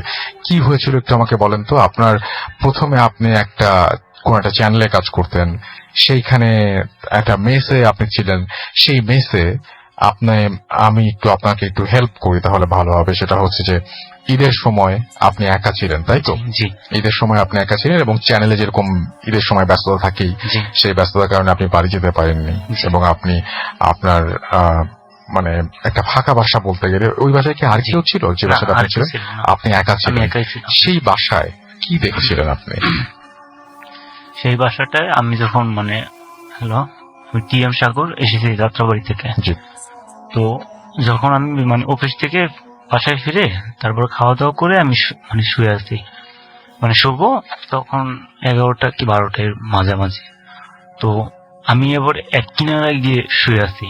মানে আমার আবার অভ্যাসটা কি, শোবার সময় কোল বালিশ নিয়ে শোবার অভ্যাস। তা আমি এই মানে ঘুমাবার আগে ওয়াশরুমের, আমাদের অ্যাডজাস্ট ওয়াশরুম ছিল বাসার ভিতরে, তো ওয়াশরুমের লাইটটা জ্বালায়, তো মানে গেটটা মানে একটু ফাঁকা রাখছি যাতে করে মানে আলোটা আমার রুমে আসে। তো মানে অনেকটা ভয় ভয়ে ভয়ে ছিলাম। তো মনে করেন আমি ঘুমাবার পরে হঠাৎ মানে রাত তখন আনুমানিক কত বাজে সেটা বলতে পারবো না আপনাকে আমি, কারণ আমি ফোনে দেখিনি। আমার হঠাৎ ঘুম ভাঙার পর আমি মানে ফিল করতেছি আমার মানে পিঠে কেউ মানে আঁচড় কাটতেছে। তবে আঁচড় কাটলে তো সেটা মানে ব্যথা অনুভব হয়, তো আমার সুরসুরি লাগতেছিল খুব। পরবর্তীতে আমি মানে কি করা উচিত সেটা তো আমি বুঝতে পারতেছি না। তখন আমি কি করলাম, কিছুক্ষণ এইভাবে দেখে তারপরে আমি পিঠে হাত দিলাম। আমার যে বা হাতটা দিছি সেই বা হাতটা তখন মানে এমন ভাবে মানে মনে হচ্ছে মানে কোনো হাত যে ধরছে, এটা মনে হইতেছে না কোনো মানুষ বা অস্বাভাবিক কোনো হাত। আমার মনে হইতেছে আমার মানে 100-150 কেজির কোনো পাথর আমার হাতে চাপা দিয়ে রাখছে। মানে আমার শরীরে মানে শরীরে যতটুকু সম্ভব ছিল মানে শক্তি দিয়ে হাতটা মানে বের করার চেষ্টা করছি, তো পারিনি আমি। পরবর্তীতে আমি মানে ওইভাবে, আর যে আমার মানে ডান হাতটা ছিল ওই যে কোল বালিশের নিচে, তো ওইটাও আমি নাড়াবার চেষ্টা করছি মানে কোল বালিশে। তবে আমি কিন্তু মানে মানে কোনো চিৎকার করার চেষ্টা করছি, চিৎকার করতে পারতেছি না। তবে আগে কিন্তু আমি চিৎকার করি না, আমি এইভাবে মানে শুয়ে আছি, মানে আমি মানে ঘুমের ভাব ধরে শুয়ে আছি, আমি কিছু বুঝতে যাই মানে দেয়নি। হ্যাঁ, তো এরকম করতে পরে ওই যে চিৎকার করবো এমনও মানে কোনো উপায় পাচ্ছি না। পরবর্তীতে আপনার যখন মানে কতক্ষণ এভাবে হয়েছে আমি সঠিক জানি না, তবে যত মানে সময় ঘনায় যাচ্ছে তত মনে করেন আমার হাতে পেন হচ্ছে। তো কোন একটা সময় মানে আজান দেওয়ার আগে কিন্তু হুজুররা হয়তো বা মানে বিসমিল্লাহ বলে শুরু করে বা মাইকে ফু দিয়া, তো তখন মাইকের শব্দটা যখন আসলো তখন মনে হইতেছে কি মানে আপনি যদি মনে করেন কাউকে ধরে রাখেন অনেকক্ষণ ধরে, হঠাৎ ছাইরা দেওয়ার পরে সে কিন্তু ছিটকে দিয়ে পড়ে আছে কোথাও। আমার মানে হাতটা মানে যখন ছাড়ছে মানে এত বিকট ভাবে মানে দেওয়ালের সাথে যে মানে আমি তো বলছি এক সাইডে আমি শোয়া, তো ওই হাতটা মানে এত মানে কি বলবো স্পিডে যে ছুটছে দেওয়ালের উপরে, আমি মানে এমনিতেও ব্যথা, আমি তখন ব্যথা অনুভব করি নাই। তো মানে আমার মনে হচ্ছে আমার হাতটা মনে করে ঝিরঝির দিলে যেমন মানে অবশ, তেমন কোনো হাতে কোনো শক্তি নেই আমার, আর যে হাতটা তখনও কোনো শক্তি পাচ্ছি না। তবে আজান দেওয়ার পর পরবর্তীতে আমি মানে মানে উঠার চেষ্টা করতেছি, মানে আমি এতটা মানে টায়ার্ড ফিল করতেছি, মানে আমার উঠে দাঁড়ানোর মতো সেই শক্তিটা আমার নাই। আপনি তারপরে তো চাকরি ছেড়ে দেন? জি না, এটা হলো মানে অন্য একটা চ্যানেলে চাকরি করতাম সেই অবস্থায়। হ্যাঁ, তারপরে অন্যটা ঘটনা ছিল। আমি সেটাই বলছি যে আপনি তারপরে চাকরিটা ছেড়ে দেন, তো মানে চ্যানেলে কি চাকরি করেন তারপরে আর? না, এই চ্যানেলের ঘটনা, চাকরি ছেড়ে দিয়ে হলো মানে এটা অন্য ঘটনা। আচ্ছা, এটা চ্যানেলের ঘটনা? এটা মেসে থাকতাম সেই ঘটনা। সেটাই তো বলছি আমি, সেটা হচ্ছে আপনি তখন কি করতেন তখন? তখন আমি একটা চ্যানেলে ছিলাম, সেটাই আমি বলছি যে আপনি একটা টিভি চ্যানেলে ছিলেন। চ্যানেলের চাকরি আমি ছাড়েননি? আচ্ছা, ছাড়েননি। তারপরে আপনি 2-3 দিন ওই বাসায় আমি ছিলাম, মানে তারা কেউ মানে যারা ছুটিতে গেছে তারা কেউ ফিরে নেয়।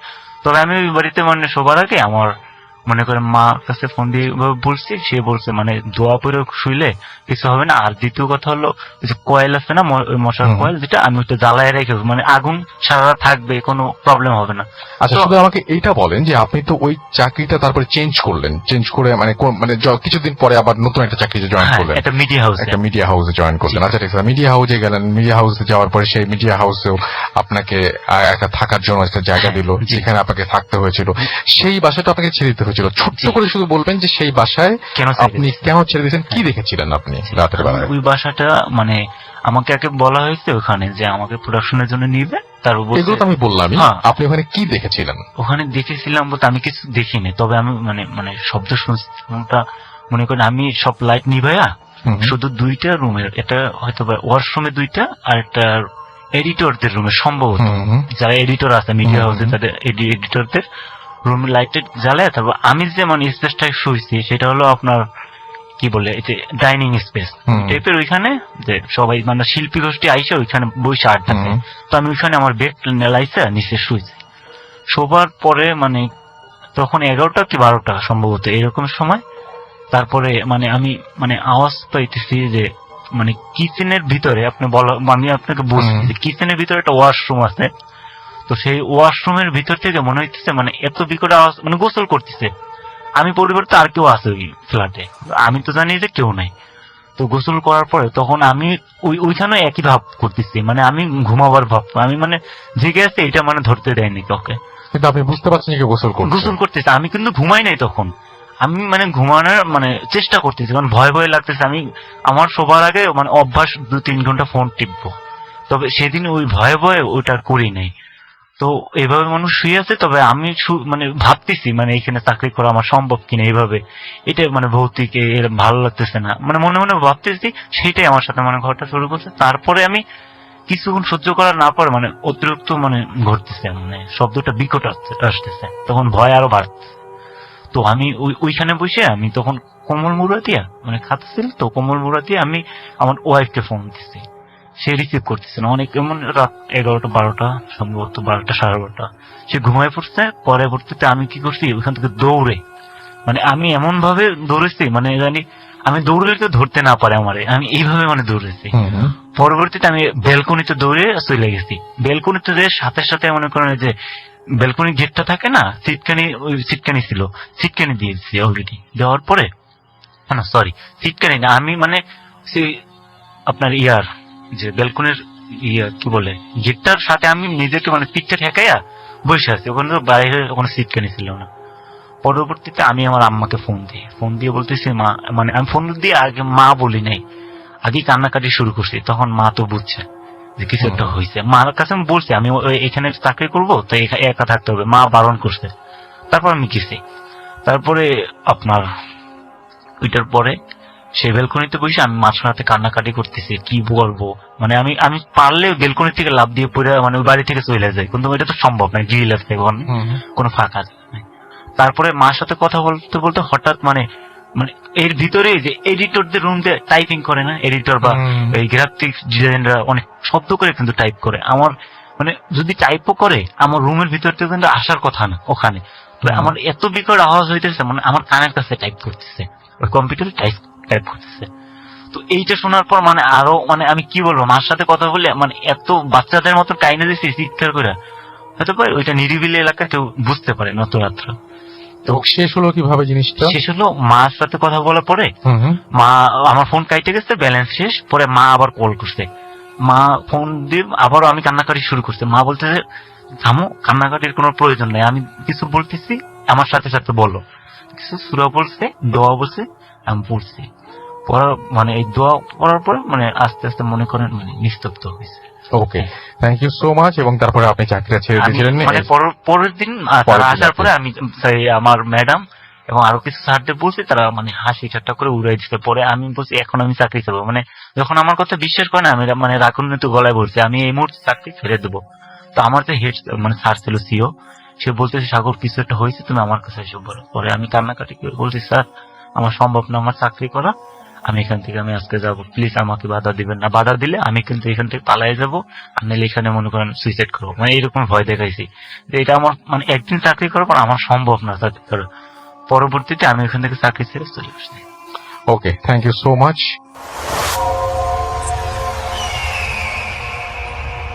আমরা চলে যাব আমাদের পরবর্তী অতিথির কাছে। আপনার নামটা প্লিজ একটু বলবেন, আপনি কোথা থেকে এসেছেন সেটা বলবেন, তারপরে আপনার ঘটনায় যাব।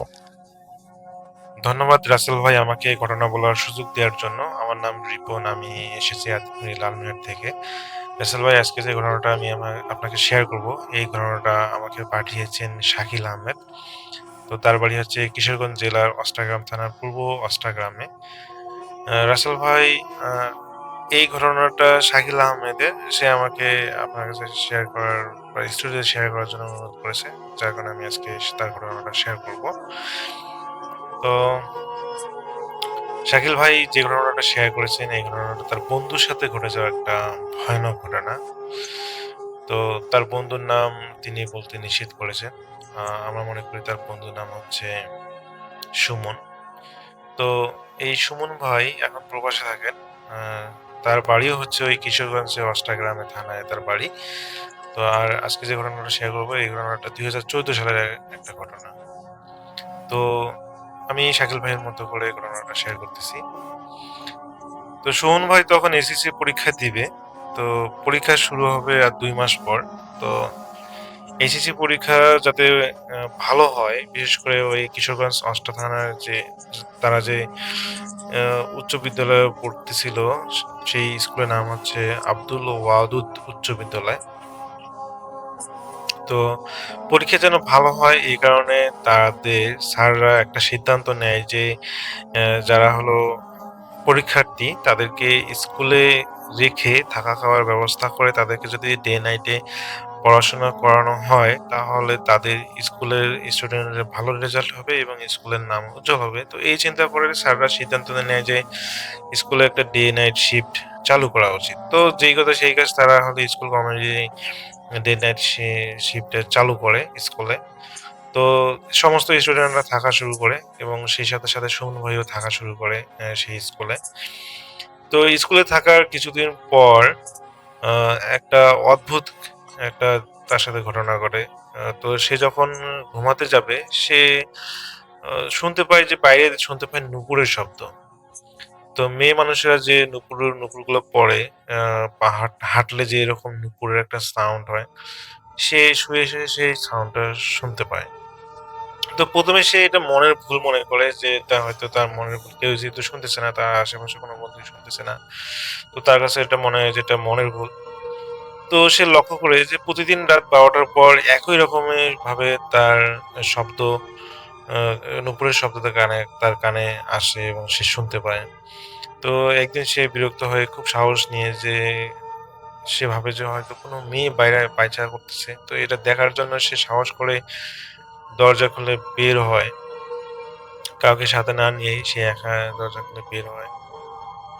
তো বলে রাখা বলে রাখা ভালো রাসেল ভাই, আ স্কুলটার খেলার মাঠের সঙ্গে একটা গোল পোস্ট আছে এবং সেই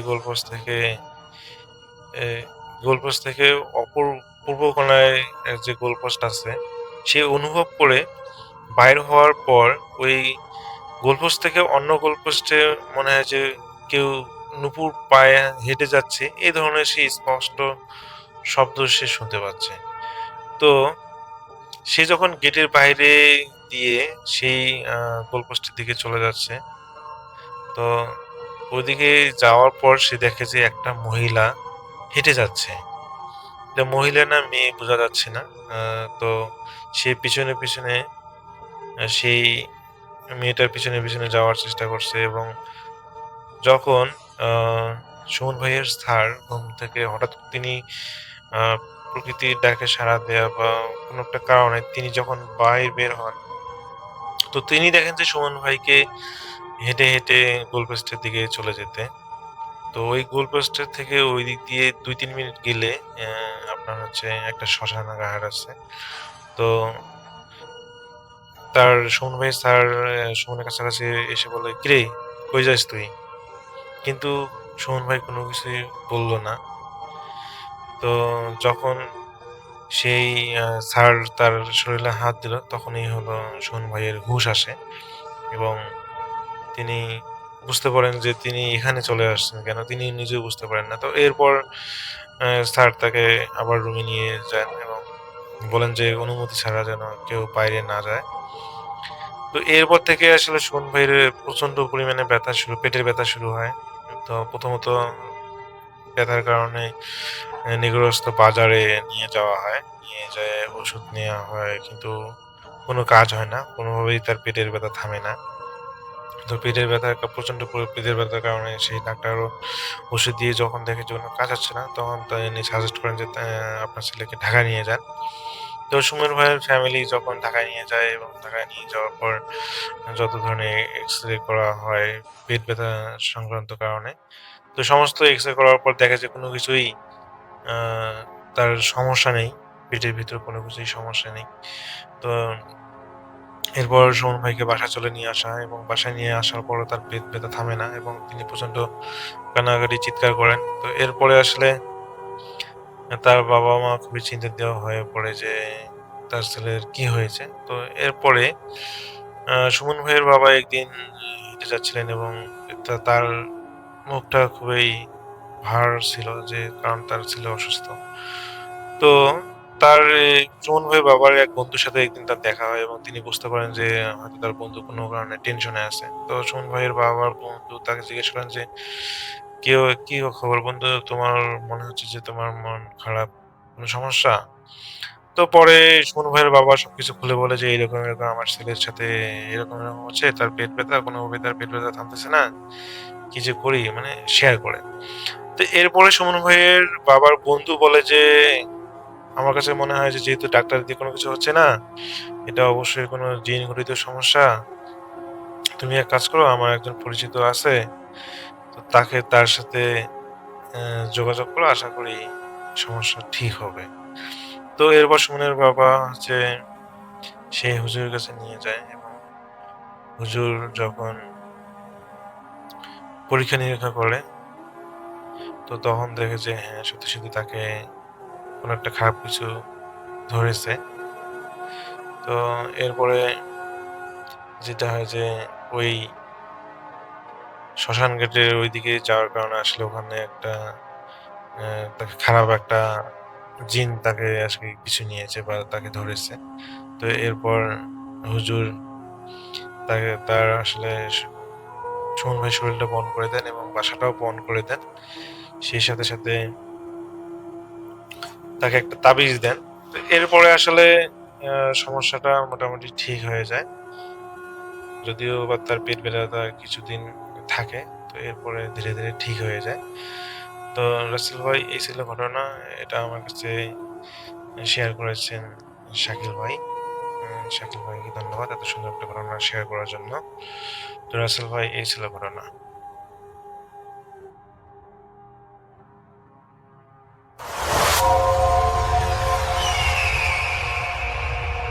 আরও একটা ঘটনায় চলে যাব আমরা, এবং এই ঘটনাটা একটা অডিও ক্লিপ। চলুন শুনে আসি অডিও ক্লিপটি। আশা করছি এই অডিও ক্লিপটিও আপনাদেরকে অনেক অনেক আনন্দ দেবে। চলুন শুনে আসি।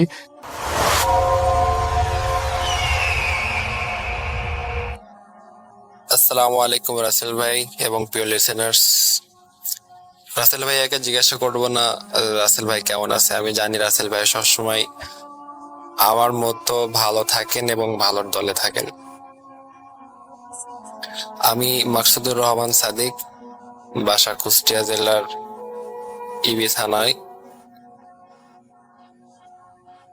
আসলে ভাই আমি আজকে আপনার সাথে যে ঘটনাটা শেয়ার করব, সেই ঘটনাটা মূলত আমার না, আমার বন্ধু মাসুমের কাছ থেকে শোনা এই ঘটনাটা। এটা আসলে মাসুমের জীবনে ঘটে যাওয়া একটি ঘটনা। তো ভাইয়া বেশি কথা না বলে আমি ঘটনায় চলে যাই। মাসুম আমাকে ঘটনাটা যেভাবে বলেছিল আমি ঠিক সেভাবেই ঘটনাটা বলার চেষ্টা করতেছি। সাল 2010 অথবা 11, তখন আমার বয়স হবে 12 অথবা 13, এমন বয়স হবে। তো আমি ভাইয়া আসলে শুরু থেকে মাদ্রাসায় স্টাডি করতাম। তো মাদ্রাসার পরীক্ষার ছুটিতে আমি বাসায় আসি। তো বাসায় আসার পরে আম্মু আমাকে বলতেছে, মাসুম তোমার ফুফাতো বোনের দাদি শাশুড়ি মারা গেছে, তো ওখানে ওদের বাসায় আমাদেরকে যেতে হবে, তুমি রেডি হয়ে নাও। তো আমিও রেডি হয়ে নিলাম আম্মুর কথাতে। তো রওনা দিলাম। তো যাইতে যাইতে আসলে ওনাকে আসলে দাফন করা হয়ে গেছিল। আমরা লেট করে ফেলছিলাম, তো ওনাকে আসলে দাফন করা হয়ে গেছিল। আর বলে রাখছি যে আমি আমার ওই কাজিনের দাদি শাশুড়িকে এর আগে আমি কখনো দেখিনি। আম্মু দেখছে, তবে আমি দেখিনি কখনো। আর এটা আসলে আমার দুর্ভাগ্য বলতে পারেন যে ওনার মৃত্যুর দিনে আমি আসলে ওনাকে দেখতে পাইনি, যেহেতু আমরা লেট করে আসছিলাম আর ওনার দাফন হয়ে গেছিল, এই জন্য আসলে দেখতে পাইনি। তো ওইখানে আমি আমার চাচাতো ভাই আর কেউ আমার সমবয়সী মাহফুজ, আর আমার চাচাতো বোন রিয়া, ও একটু ছোট হবে আমাদের থেকে। তো ওরে দেখলাম, দেখে বেশ খুশি হলাম, যাক সাথী পাওয়া গেছে এখানে। তো মাহফুজ আমাকে দেখে বললো, কিরে মাসুম কেমন আছিস? আমি বললাম হ্যাঁ ভালো আছি। এরপরে আমরা আসলে কুশলাদি বিনিময় করলাম। তো মাহফুজ আমাকে বললো, আচ্ছা এখানে তো আসলে সবাই কান্নাকাটি করতেছে, কেমন কি একটা অবস্থা, চল আমরা একটু বাগান থেকে হেঁটে আসি। তাই বললাম যে কথাটা আসলে মন্দ বলেনি, বাগান থেকে হেঁটে আসলে ভালো হয়। তো আমি, মাহফুজ আর রিয়া বাগানে গেলাম তিনজন, একটু হাঁটাহাঁটি করার জন্য। আর আমার কাজিনের দাদি শাশুড়িকে যেখানে কবর দেওয়া হয়েছিল, সেটা আমরা যে বাগানে হাঁটতে গেছিলাম ওই বাগানের শেষ প্রান্তে ওনাদের আর কি পারিবারিক কবরস্থান আছে, ওখানে আর কি ওনাকে দাফন করা হয়। তো আমরাও, যেহেতু ওনার দাফন অনেক আগে হয়ে গেছিল, আর আমরা প্রায় সন্ধ্যা সন্ধ্যা ভাবে এমন একটা সময় বাগানে গেছিলাম, তো আমি লক্ষ্য করলাম যে ওই ওনাকে যেখানে কবর দেওয়া হয়েছিল ওইখানে আমাদের দিকে মুখ করে একটা বুড়ি ওখানে দাঁড়ায় আছে। তো আমি জানি না যে মাহফুজ আর রিয়া ওনারে দেখছে কিনা। তা আমি ভাবলাম হয়তো মৃত ব্যক্তির কোনো আত্মীয় টাত্মীয় হবে, দেখতে আসছে, কবর জিয়ারত করতে আসছে, এমন একটা আর কি। তো আমি আর কি বিষয়টা তেমন একটা খেয়ালে নিলাম না, তবে দেখলাম যে মহিলাটা আর কি ওই সাদা শাড়ি, আর যেহেতু উনি বোঝা যাচ্ছিল যে বৃদ্ধা মানুষ, তো বৃদ্ধা জিউজাল যেমন সাদা শাড়ি পরে এমন সাদা শাড়ি, আর হাতে একটা লাঠি এমন একটা দেখলাম। তো আসলে তেমন একটা মাথা ঘামাই নেই বিষয় নিয়ে, এরপর আর কি মানে ফিরে যাই আর কি। তো আমরা 2-3 দিন ওখানেই ছিলাম, যেহেতু 2 দিন পরেই ওনার মিলাদ মাহফিল অনুষ্ঠিত হবে, সেহেতু ওখানে ছিলাম। তো এই 2 দিন আর কোনো সমস্যা হয়নি, কিন্তু সমস্যা শুরু হয় 3য় দিন থেকে। 3য় দিন অনুষ্ঠানের দিন ছিল। অ্যাজ ইউজুয়াল অনুষ্ঠান শেষ করে অনেক টায়ার্ড ছিলাম আমি, যেহেতু অনুষ্ঠানের কিছু কাজে অংশগ্রহণ করছিলাম। তো আমি পুকুর পাড়ে না, মানে পুকুর পাড়ের পাশে একটা কল, তো কলে গেছি আর কি হাত মুখ ধুইতে। তো এখানে হাত মুখ ধুইতেছি, হঠাৎ দেখি ওইখানে ওই বৃদ্ধা মহিলা দাঁড়ায় আছে পুকুরের পাড়ে। উনি দাঁড়ায় আছে, আর দাঁড়ায় আমাকে হাতের ইশারায় ডাকতেছে, মানে ওনার কাছে যাওয়ার জন্য আমাকে বলতেছে। তো আমি ভাবলাম হয়তো বৃদ্ধা মানুষ, হয়তো কোনো সাহায্য দরকার। আর আমি এটা খেয়াল করলাম যে আমার সামনে যে বৃদ্ধাটা দাঁড়ায় আছে, এই বৃদ্ধাটা ওই বৃদ্ধা যাকে আমি ওই দিন কবরের ওইখানে দেখছিলাম। আর আজকে অনেক কাছ থেকে ভালোভাবে দেখলাম যে বৃদ্ধাটা আসলে একটা কালো পাড়ওয়ালা সাদা শাড়ি, আর হাতে একটা লাঠি, আর উনি হচ্ছে গোল ফ্রেমের একটা চশমা পরে আছে। তা আমিও গেলাম সাহায্যের জন্য, এগিয়ে গেলাম।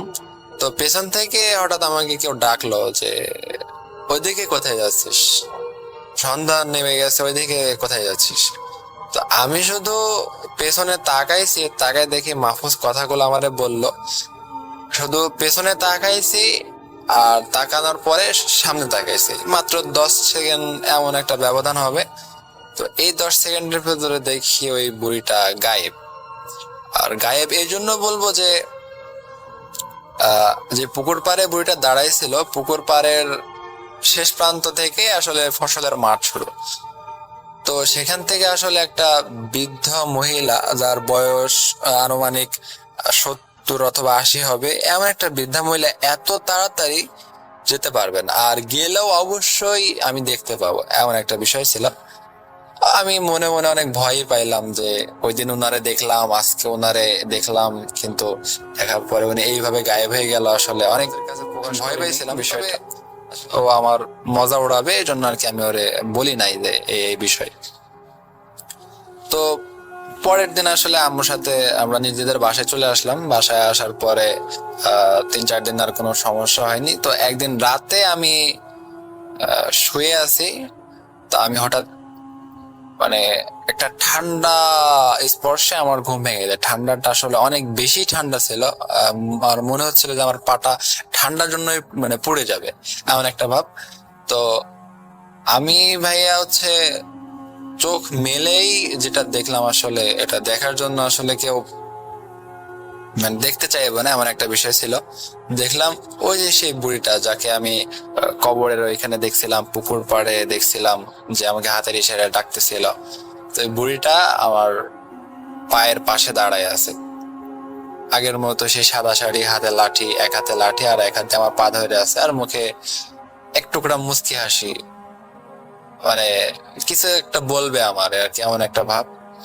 তো আমি এই বিষয়টা দেখার পরে মানে প্রচন্ড পরিমাণে ভয় পেয়ে যাই, চিৎকার করার চেষ্টা করতেছে, কিন্তু আমার গলা দিয়ে কোনো আওয়াজ বের হচ্ছে না। পাশে আম্মু, আমি মানে শরীর মুভ করতে পারতেছে না, হাত পা নড়াইতে পারতেছে না, আম্মুরে ডাকতেও পারতেছে না।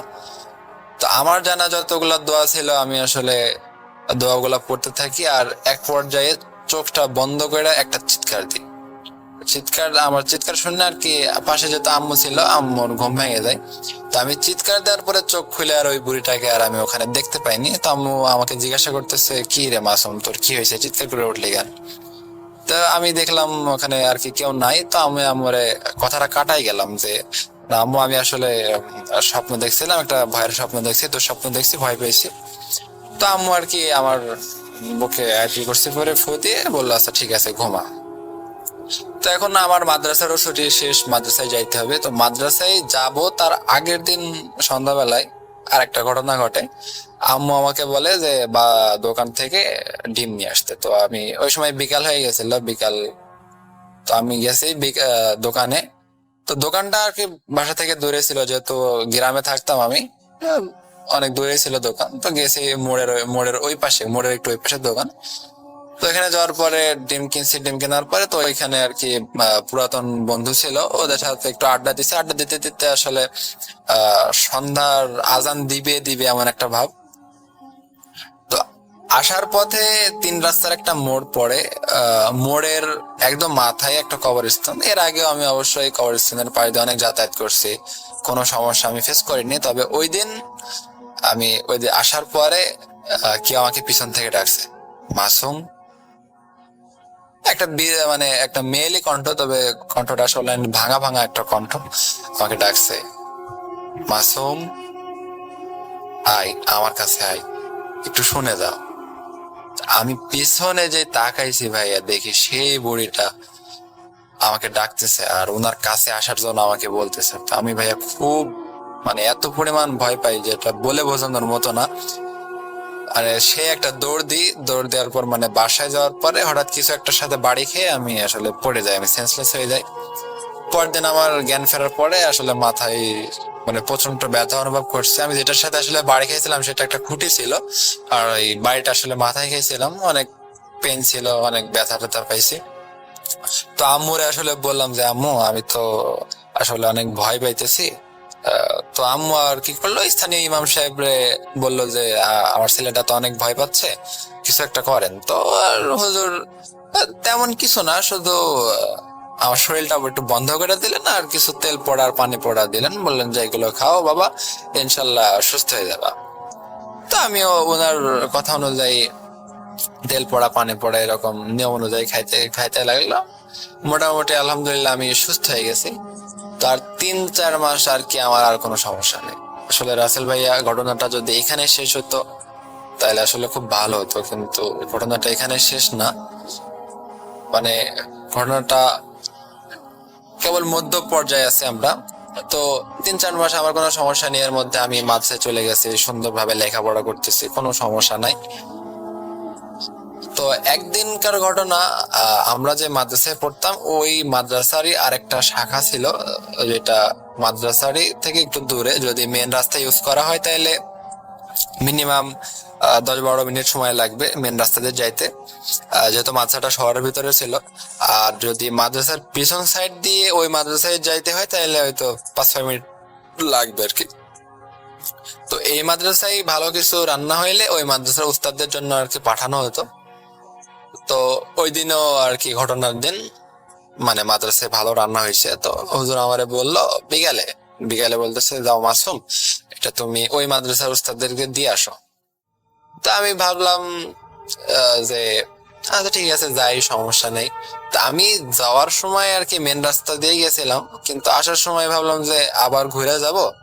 তা আমি আর কি ওই ভিতরে যে রাস্তাটা ওই রাস্তা ইউজ করছি। তো ওই রাস্তায় আর কি যেটা মাদ্রাসার শহরের ভিতরে ছিল, মানে ছোট্ট একটা বাগান, বেশি বড় না, খুবই একটা ছোট একটা বাগান, আর পাশে দোতলা একটা বিরান বাড়ি যেখানে আসলে কেউ থাকে না, এবার বন্ধ পড়ে আছে। তো প্রায় সন্ধ্যা ভাব এমন হয়ে গেছে। তো আমি আসলে ওই রাস্তাতে আসতেছিলাম, তো হঠাৎ আবারও সেই আওয়াজ, মাসুম কোথায় যাচ্ছিস? আমি না তোকে ডাকছি আমার কাছে, এদিকে আয়। আমি পিছন ফিরে তাকাইছি, তবে কাউরে দেখতে পাইনি। তবে হঠাৎ আমার চোখ আটকে যায় ওই দোতলা বাড়ির ছাদে। তো দেখি ছাদের উপরে বুড়িটা দাঁড়ায় আছে, যেটা আসলে অনেক অসম্ভব একটা বিষয়। আমি দেখতেছিলাম যে ওনাদের বাসাটা তালাবদ্ধ আছে আর বুড়িটা ওই ছাদের উপরে দাঁড়ায় আছে, এটা আসলে একটা অসম্ভব একটা বিষয়। তো আমি অনেক ভয় পাই, চিৎকার দিয়ে চলে আসি ওখান থেকে, মাদ্রাসা চলে আসে। মাদ্রাসা আসার পরে আর কি কাউকে কিছু জানাইনি, যদি আসলে আমাকে নিয়ে মজা টজা করে আমার বন্ধুরা, এই জন্য আসলে আমি আর কাউকে জানাইনি বিষয়টা। তো বিষয়টা ভুলে গেছিলাম, আর কোনো সমস্যা হয়নি, অনেকদিন সমস্যা হয়নি। তো দেখতে দেখতে আমার ফাইনাল পরীক্ষা চলে আসে।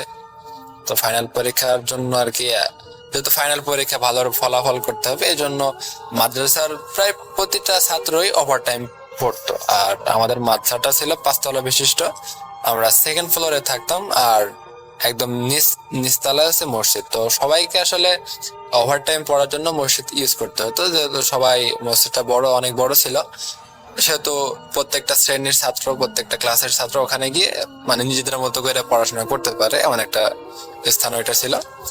তো আর কি প্রতিদিনকার মতো 2 দিন এইভাবে পড়ছি, রাত 1টা 2টা পর্যন্ত কোনো সমস্যা হয়নি। কিন্তু তৃতীয় দিন আমি রাত আনুমানিক 1:30টার সময় আমি পড়া শেষ করে গিয়ে আমার জায়গায় গিয়ে শুয়ে পড়ছি। তো হঠাৎ মানে আমার কাছে অনুভূত হতে লাগলো যে আমি আসলে আমার রুমের ভিতরে নাই, একটু ঠান্ডা ঠান্ডা অনুভব করতেছি। মানে মানে আমার তো সেন্স মানে তখনও আসেনি, আমি ভাবলাম হয়তো স্বপ্ন দেখতেছি। তবে আবারও কেন জানি মনে হইতেছে যে আমি আসলে রুমের ভিতরে না, আমি আসলে অন্য জায়গায় আছি। আমি যখনই চোখ খুললাম তখনই দেখি আসলে আমি মাদ্রাসার থেকে একটু দূরে চলে আসছি, মাদ্রাসা থেকে বের হয়ে একটু দূরে চলে আসছি, আর পাশে একটা পুকুর। আর আমি যেই না মাদ্রাসায় ব্যাক করতে যাব, এমন সময় পেছন থেকে কি আমার হাতটা খপ করে ধরে ফেললো। আমি তো প্রচন্ড ভয় পেয়ে গেছি, পিছিয়ে ফিরে তাকাই দেখি সেই বুড়ি। তো আমাকে বলতেছে, আজকে সুযোগ পাইছি, আজকে তোকে আমি নিয়ে যাব, আজকে তোকে আমার সাথে যেতেই হবে, তুই চল, আজকে তোকে আমি নিয়ে যাব। তো ভাই আমি আসলে এত পরিমাণ ভয় পাইছি, আসলে বলে বোঝানোর মতো না। বিকট একটা চিৎকার দিয়েছি, যে চিৎকারটা আসলে পুরা 5 তলার ছাত্ররা শুনতে পেয়েছিল। অনেক জোরে একটা চিৎকার দিয়ে অজ্ঞান হয়ে যায়। তো আমি যেদিন আসলে আমার জ্ঞান ফিরে, সেদিন আমি নিজেকে আমার বাসায় আবিষ্কার করলাম। তো আম্মুর কাছে দেখি আম্মু পাশে বসে আছে, কান্নাকাটি করতেছে। আমি তো বললাম, কি ব্যাপার, তুমি কান্নাকাটি করতেছে কেন? দেখলাম অনেক আত্মীয় স্বজন বাসায় আসে। তো আম্মু আমাকে যে বিষয়টা আসলে বললো, সেটা আসলে অনেক অবাক হওয়ার মতো বলছে এই জন্যই যে আমার নাকি 17 দিন পর জ্ঞান ফিরছে। 17 দিন আমি সেন্সলেস অবস্থায় শুয়েছিলাম, এরকম আমাকে মাদ্রাসা থেকে নিয়ে আসে বাসায় দিয়ে আসা হয়। আর এই 17 দিন আমার কোনো হুঁশ ছিল না, আমার কোনো সেন্স ছিল না। তো আসলে আমি আম্মুকে শুরু থেকে নিয়ে সমস্ত ঘটনা খুলে বললাম, আর ওই বুড়ির বর্ণনা দিলাম যে বুড়িটা দেখতে এমন। তো আম্মু আমাকে বলছে, আরে এটা তো তোর কাজিনের দাদি শাশুড়ি, উনি তো এরকম থাকতেন, কালো পাড়ওয়ালা, সাদা শাড়ি, আর হাতে একটা লাঠি, আর গোল ফ্রেমের চশমা, তো উনিই পড়তেন। তো আসলে সমস্যাটা খুবই গুরুতর ছিল, এই জন্য আর কি আম্মু মানে শহরের মধ্যে সব থেকে বড় হুজুরকে দেখায় আমাকে আমার ট্রিটমেন্ট করার জন্য। তা আমিও আর কি আম্মুর সাথে ওনার কাছে যাই, অনেক খোঁজার পরে যেহেতু পাইছিলাম ওনারে। তো যাওয়ার পরে আর কি সব বিষয় খুলে বললাম, শুরু থেকে নিয়ে শেষ পর্যন্ত আমার সাথে কি কি ঘটছে সবকিছু খুলে বললাম। তো খুলে বলার পরে বলছে যে তোমার তো ভাগ্য ভালো যে তুমি আসলে বেঁচে আছো, যদি তোমারে একবার নিয়ে যাইতো আসলে তুমি আর বেঁচে ফিরতে না, তোমাকে হয়তো মানে মেরে ফেলতো। তুমি আসলে তোমার আসলে ভাগ্যের জোর বলতে হবে। তো আসলে অনেক কিছু রিচুয়াল করে উনি। তো তারপরে সবকিছু শেষে আম্মুকে একান্তে ডাকলো, ডাকে কিছু কথা বলছে। আমি দূর থেকে দেখতেছি কিছু কথা বলছে, তবে শুনতে পাইনি কি বলছে। তো আম্মু আমাকে নিয়ে বাসায় চলে আসলো। তো আমি আম্মুকে জিজ্ঞেস করলাম, আচ্ছা আম্মু, হুজুরকে তোমাকে বলেনি যে আমি কেন ওই বুড়িকে দেখতাম, কেন ওই বুড়ি আমাকে নিয়ে যাওয়ার চেষ্টা করতো, এসব কিছু বলেনি? তো আমি তখন আম্মু আর কি কথাগুলো এড়াই যাইতো আর কি। আমাকে বলতো না, যেহেতু আমি ছোট ছিলাম ভয় পাওয়া বিধায় আর কি। হুজুরও আমাকে বলেনি, আম্মু আমাকে বলেনি। আমি এরপরে অনেকবার আম্মুরে বলছি যে আসলে ঘটনা কি ছিল, কেন আমি দেখতাম, কেনই বা আমার নিয়ে যাওয়ার চেষ্টা করতো। আমি যতবারই বলতাম আম্মু ততবারই আসলে কথা ঘুরাই নিত। এই জন্য আমি আর পরবর্তীতে আর কোনো জোর করিনি আম্মুকে। ঠিক আছে, যেহেতু বলতে চাচ্ছে না থাক। তো এই বলে আর কি মাসুম ওর ঘটনাটা শেষ করে। তো ঘটনা শেষে বলে, কি রে সাদিক, তুই কি ভাবছিস আমার ঘটনা এখানে শেষ? না, ঘটনাটা এখানে শেষ না, তবে এই ঘটনাটা এখানে শেষ। আর আমাদের পরিবারের সাথে আর আমার সাথে সেই ঘটনাগুলা ঘটে যাচ্ছে, স্টিল নাও এখন পর্যন্ত ঘটতেছে, এটা তো তার সূচনা মাত্র ছিল। তো যাই হোক, এটা বলে আর কি মাসুম উঠে চলে যায়। এটাই ছিল ঘটনা আর কি। আর যদি আমার এই ঘটনাটা সিলেক্ট হয়, পরবর্তীতে আমি মাসুমের থেকে ওর জীবনের ঘটনাগুলো নিয়ে যত সম্ভব ব্ল্যাক ম্যাজিকের ঘটনা হবে। তো আমি এই ঘটনা সিলেক্ট হইলে বাকি ওর থেকে শুনে পরবর্তী ঘটনা পাঠানোর চেষ্টা করবো ইনশাল্লাহ। যদি ইমেলটি ভালো লাগে তাহলে শ্রোতা বন্ধুদের শোনাবেন, আর যদি ভালো না লাগে তাহলে কোনো দাবি থাকবে না। এ বলে আমি বিদায় নিচ্ছি। আসসালামু আলাইকুম।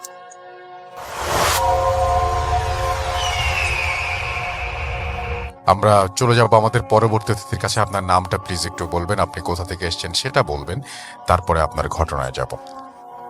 হ্যালো লিসেনার্স, আমি মারুফ বলছি।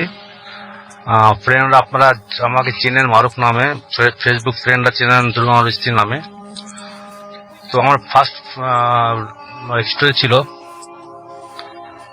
ফার্স্ট স্টোরিটা ছিল 2016 সালে গুলশানের এই কোন একটা এলাকায়, আমি নামটা প্রকাশ করছি না। তো ওই বাসাটা আমি ভাড়া নেওয়ার 1 মাস পরের ঘটনা। আমি একদিন রাত্রে বাসায় একা ছিলাম, ভূতপ্রেমটা শোনা আমার নেশা এটা। তো ভূতপ্রেম শোনা শেষ করে আমি শুয়ে পড়ি। তো আমার বাসার বর্ণনাটা দিই। আমার বাসার ছিল ফার্স্ট ফ্লোর এবং আমার বাসার পাশে একটা হাইরাইজ বিল্ডিং ছিল, ওটার গ্যারেজটা ছিল আমার বাসার ওই লেভেল ছিল। তো ওটার আলোতে আমার রুমটা আলোকিত থাকতো। আমি শুয়ে পড়ার কিছুক্ষণ পর আমার যখন তন্দা লেগে আসে, তখন হঠাৎ করে মনে হলো পিছন দিয়ে কেউ আমাকে পুশ করলো। আমি যখন পাশ ফিরে তাকায় দেখি কেউ নাই। আমি যখন আবার আমার দিকে ফিরি, তখন দেখি আমি কাউকে হাঁক করে শুয়ে আছি। আমি ভালো করে যখন দেখতে যাই, দেখি যে আমি একটা মানুষকে হাঁক করে শুয়ে আছি। মানুষ ছিল আপনার পাশে? আমার পাশে একজন মানুষকে আমি হাঁক করে শুয়ে আছি। যদিও আমার হ্যাবিট ছোট একটা পিলো বুকের মধ্যে জড়িয়ে, আমার ছোটকাল থেকে হ্যাবিট যেটা পিলো বুকের মধ্যে জড়িয়ে শুয়ে থাকা। আচ্ছা, ঠিক সেভাবে আপনি সেই মানুষভাবেই আমি শুয়েছিলাম। বাট আমি যখন আমার সেন্সটা আসে, তখন দেখি আমি একজন মানুষকে হাঁক করে শুয়ে আছি। আমি প্রথমে ভাবছি হয়তো আমার ওয়াইফ হবে, পরবর্তীতে আমার সেন্সে আসে আমার ওয়াইফ তো বাড়িতে, তাহলে এটা কে, তাকে আমি হাত করে শুয়ে আছি। তো আমি স্বপ্নে না বাস্তবে এটা কনফার্ম হওয়ার জন্য আমি ভালোভাবে আমার রুমটা চেক করি। ওই শোয়া অবস্থায় দেখি যে আমার রুমে আমি সজাগ আছি এবং রুমের যেটা যেখানে থাকার কথা, যেটা যে কালার, এভরিথিং সব স্পষ্ট দেখা যাচ্ছে গ্যারেজে আলোতে। তো আমি কনফার্ম যে আমি স্বপ্নে না, আমি বাস্তবে আছি। তারপর আমি ওই মানুষটাকে হাত দিয়ে পরীক্ষা করে দেখি যে হ্যাঁ, এটা কোনো পুতুল বা মূর্তি নাকি এটা মানুষই। আমি স্পষ্ট টের পাই যে এটা মানুষ, আমি হাত করে শুয়ে আছি। আপনি বোঝার চেষ্টা করছিলেন হাত দিয়ে দেখতেছিলাম যেটা আমি কি হাত করে শুয়ে আছি। যখন আমি কনফার্ম হলাম যে একটা মানুষকে আমি হাত করে শুয়ে আছি, তখন আমার সারা শরীর ঠান্ডা থাকে। আমি চোখটা বন্ধ করে একভাবে আল্লাহর নাম পড়তে থাকি। কিছুক্ষণ পর হঠাৎ করে আমার হাতটা উপর থেকে থাপ্পড়ে পিছনে পড়ে যায়। তখন আমি চোখটা খুলে দেখি যে ওখানে কোনো মানুষ নেই, আমি এমনি শুয়ে আছি।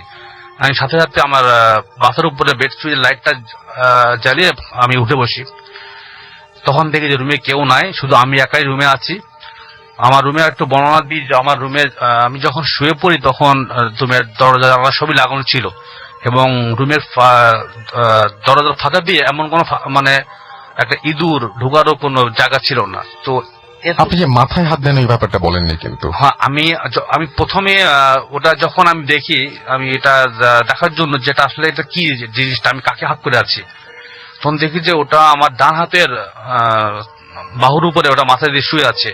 তখন আমি হাত দিয়ে ওটার মাথার একটু চেক করি যে এটা কি জিনিস।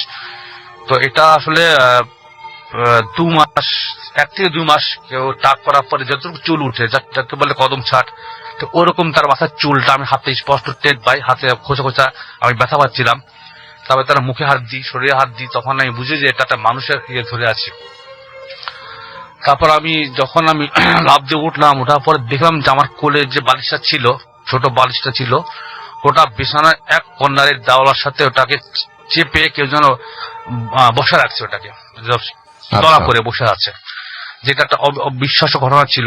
আমি বিছানার এক সাইডে ছিলাম, ওটা বিছানার অপোজিটে একদম কর্নারে ওটা চাপ দিয়ে বসানো।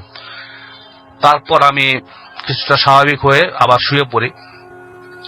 এর 3 দিন পর আমার ওয়াইফ বাড়ি থেকে আসে। এরপর আমার ওয়াইফের সাথে আমার বাড়িওয়ালা আন্টির গল্প হয়। উনি বলেন যে আমরা যে রুমে ছিলাম, যে রুমে আছি সেই রুমের নিচতলায় একটা ফ্যামিলি ছিল, ওই বরাবর রুমটাতে। ওখানে একটা মেয়ে ছিল, ও আর ওর আম্মা থাকতেন। মেয়েটা যে কোনো পারিবারিক কারণে ঠিক 1 বছর মতো হবে আগের ঘটনা, তো মেয়েটা সুইসাইড করে। মেয়েটা দেখতে বেশ কালো ছিল এবং বয়স 22-23 বছর একটা মেয়ে ছিল। এবং আমি যেটাকে আমি আবিষ্কার করি ওদিন রাত্রে, ওটাও দেখতে কালো ছিল এবং ওটার চেহারা বর্ণনা হচ্ছে ওরকম 20-22 বছর একটা মেয়ের মতো একটা মেয়ে ছিল। তারপর ওদিন রাত্রে ওই রুমের একজন আঙ্কেলের সাথে আমি এটা নিয়ে কথা বলি যে আঙ্কেল এমন একটা ঘটনা, উনি কিছু বলতে পারবেন কিনা। উনি আমাকে ডিটেল সব বললেন যে আসলে কিভাবে মেয়েটা আত্মহত্যা করে। তখন আমি ওনাকে আমার কাহিনীটা বলি যে আমার সাথে 3 দিন আগে এমন একটা ঘটনা ঘটে গেছে। আমি তখন রুমে একা ছিলাম এবং ভূতের গল্প শোনার পর আমি শুয়ে পড়ছিলাম। উনি বললেন যে হতে পারে ওটার আত্মা তোমার উপর ভর করছিল। এই ছিল আমার ফার্স্ট স্টোরি। আমি আজও বুঝলাম না এটা কি হয়েছিল আমার সাথে।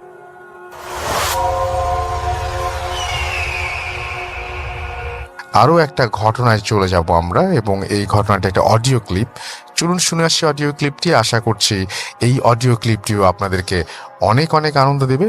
চলুন শুনে আসি।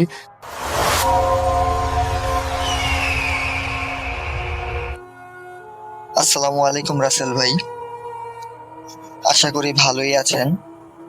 আপনি সব সময় ভালোর দলেই থাকেন, তো ভালো থাকারই কথা। আমি নীল চৌধুরী, গাজীপুর জয়দেবপুর আমার বাসা। তো আজকে যে ঘটনাটি আপনাদের সাথে শেয়ার করতে চাচ্ছি, ঘটনাটা কতটুক ভয়ের তা জানি না, তবে আপনাদের সাথে শেয়ার করা যায় এটা ভেবেই আজ আপনার কাছে ঘটনাটা পাঠাচ্ছি। যদি ভালো লেগে থাকে তো লিসেনারদের সাথে ঘটনাটি শেয়ার করবেন। ঘটনাটা গত 2 দিন আগের। গত 2 দিন আগে আমি তাহাজ্জুদের নামাজ পড়ার জন্য রাতে উঠি। তখন আনুমানিক 12:40 থেকে 45 বাজে। আমি ওযু করে নামাজের প্রস্তুতি নিচ্ছি। আমার ঘরে সবসময় আগরবাতি থাকে। একটা আগরবাতি ধরাবো, তো আমি আমার ঘরে 4টা-5টা লাইটার থাকা অবস্থায়ও একটা লাইটার থেকে আগুন ধরাতে পারলাম না। যাই হোক, ব্যাপারটাকে আমি স্বাভাবিকভাবেই নিয়ে কোনো মতে একটি লাইটার অনেক চেষ্টা করে আগুন জ্বালালাম। তারপর আগরবাতি একটা ধরালাম ঘরটা সুগন্ধ থাকার জন্য। তো ঘরে আমার বিবি এবং বাচ্চা 2জন ঘুমাচ্ছিল, আমি একাই তাহাজ্জুদের নামাজ পড়ব। তো আমি নামাজ প্রথম 2 রাকাত নিয়ত করে নামাজ পড়লাম খুব সুন্দরভাবেই, কোনো সমস্যা ছাড়াই। তো সালাম ফিরানোর পর দ্বিতীয় রাকাতে আবার আমি নিয়ত করে যখন নামাজ শুরু করলাম, প্রথম সূরা পড়া অবস্থায় হঠাৎ করে আমার গেঞ্জিতে আমি একটা টান অনুভব করলাম। যেহেতু আমি গেঞ্জি পরা ছিলাম, আমার পিছন দিক থেকে গেঞ্জিতে এমনভাবে একটা টান অনুভব করলাম, আমি পিছন দিকে পড়ে যেতে নিয়েছিলাম, এমন অবস্থা আর কি। সাথে সাথে আমি ভয়ে আমার নামাজটা আর কন্টিনিউ করতে পারলাম না। পিছন দিকে আমি মুখ ঘুরিয়ে তাকিয়ে দেখি পিছনে কিছুই নেই। স্বাভাবিক, পিছনে কিছু থাকারও কথা না, কারণ আমি যেখানে নামাজ পড়ছিলাম আমার পিছনে ছিল আমার রুমের দরজা, সেটা লক করা ছিল, আর দেয়াল, তো সেখানে স্বাভাবিকভাবে কারো থাকার কথা না। কিন্তু টানটা এত জোরেই ছিল, যেহেতু আমি গেঞ্জি পরা ছিলাম, আমি খেয়াল করে দেখলাম গেঞ্জির মধ্যে দুইটা আঙ্গুল, মনে হচ্ছে দুইটা আঙ্গুল দিয়ে গেঞ্জিটা ধরে যে টান মারা হয়েছে, এই দুইটা আঙ্গুলের একটা গোল একটা দাগ পড়ে গেছে এবং আমার গেঞ্জিটা পিছন দিক থেকে একটু লম্বা হয়ে গেছে। তো ভয়ে আমি নামাজটা আর পড়তে পারলাম না। আমি ঘরের বাতিটা জ্বালিয়ে আমার বিবিকে ডাক দিয়ে ঘুম থেকে উঠালাম। আমি তাকে বললাম যে একটু উঠো, আমি তাহাজ্জুদের নামাজ পড়ছিলাম, একটু সমস্যা হচ্ছে। সে ঘুম ঘুম চোখে আর উঠলো না, সে শুয়ে আছে। শোয়া অবস্থায় সে আমাকে বলতেছে, আচ্ছা তুমি নামাজ পড়ো, আমি জেগে আছি, সমস্যা নেই। তো আবার আমি 2 রাকাতের নিয়ত করে দাঁড়ালাম। প্রথম সূরা পড়া অবস্থায় আবারও পিছন দিক থেকে, এবার আর টান অনুভব হয় নাই, কিন্তু একটা দমকা বাতাস আমার পিছন দিক থেকে আমাকে ধাক্কা মারলো। ধাক্কায় আবার আমি সামনের দিকে মানে ঝুঁকে পড়ে যেতে নিয়েছিলাম, এমন একটা দমকা বাতাস, গরম বাতাস আমার পিছন দিক থেকে ধাক্কা লাগলো আমার। আবারও আমি স্বাভাবিকভাবে ভয় পেয়ে, যেহেতু আমি পড়ে যেতে নিয়েছিলাম, আবার আমি পিছন দিকে মুখ ঘুরিয়ে ফেলছি। আমার নামাজটা আমি আর পড়তে পারলাম না। সাথে সাথে আমি মুখ পিছন দিকে ঘুরালাম, সেই একই অবস্থা, পিছনে কিছুই ছিল না, কিন্তু বাতাসটা আমার শরীরে লাগলো। তো যেহেতু আমি এদিক সেদিক তাকাচ্ছিলাম, আমার বিবি আমাকে ডাক দিয়ে জিজ্ঞেস করলো, আবার কি হয়েছে, তুমি কি আবার ভয় পাইছো? তো আমি তাকে আর কিছু বললাম না। আমি তাকে বললাম যে আমার নামাজ পড়তে সমস্যা হচ্ছে, তুমি একটু উঠা বসো, আমি নামাজটা শেষ করি। আমার বিবি বিছানায় উঠে বসলো।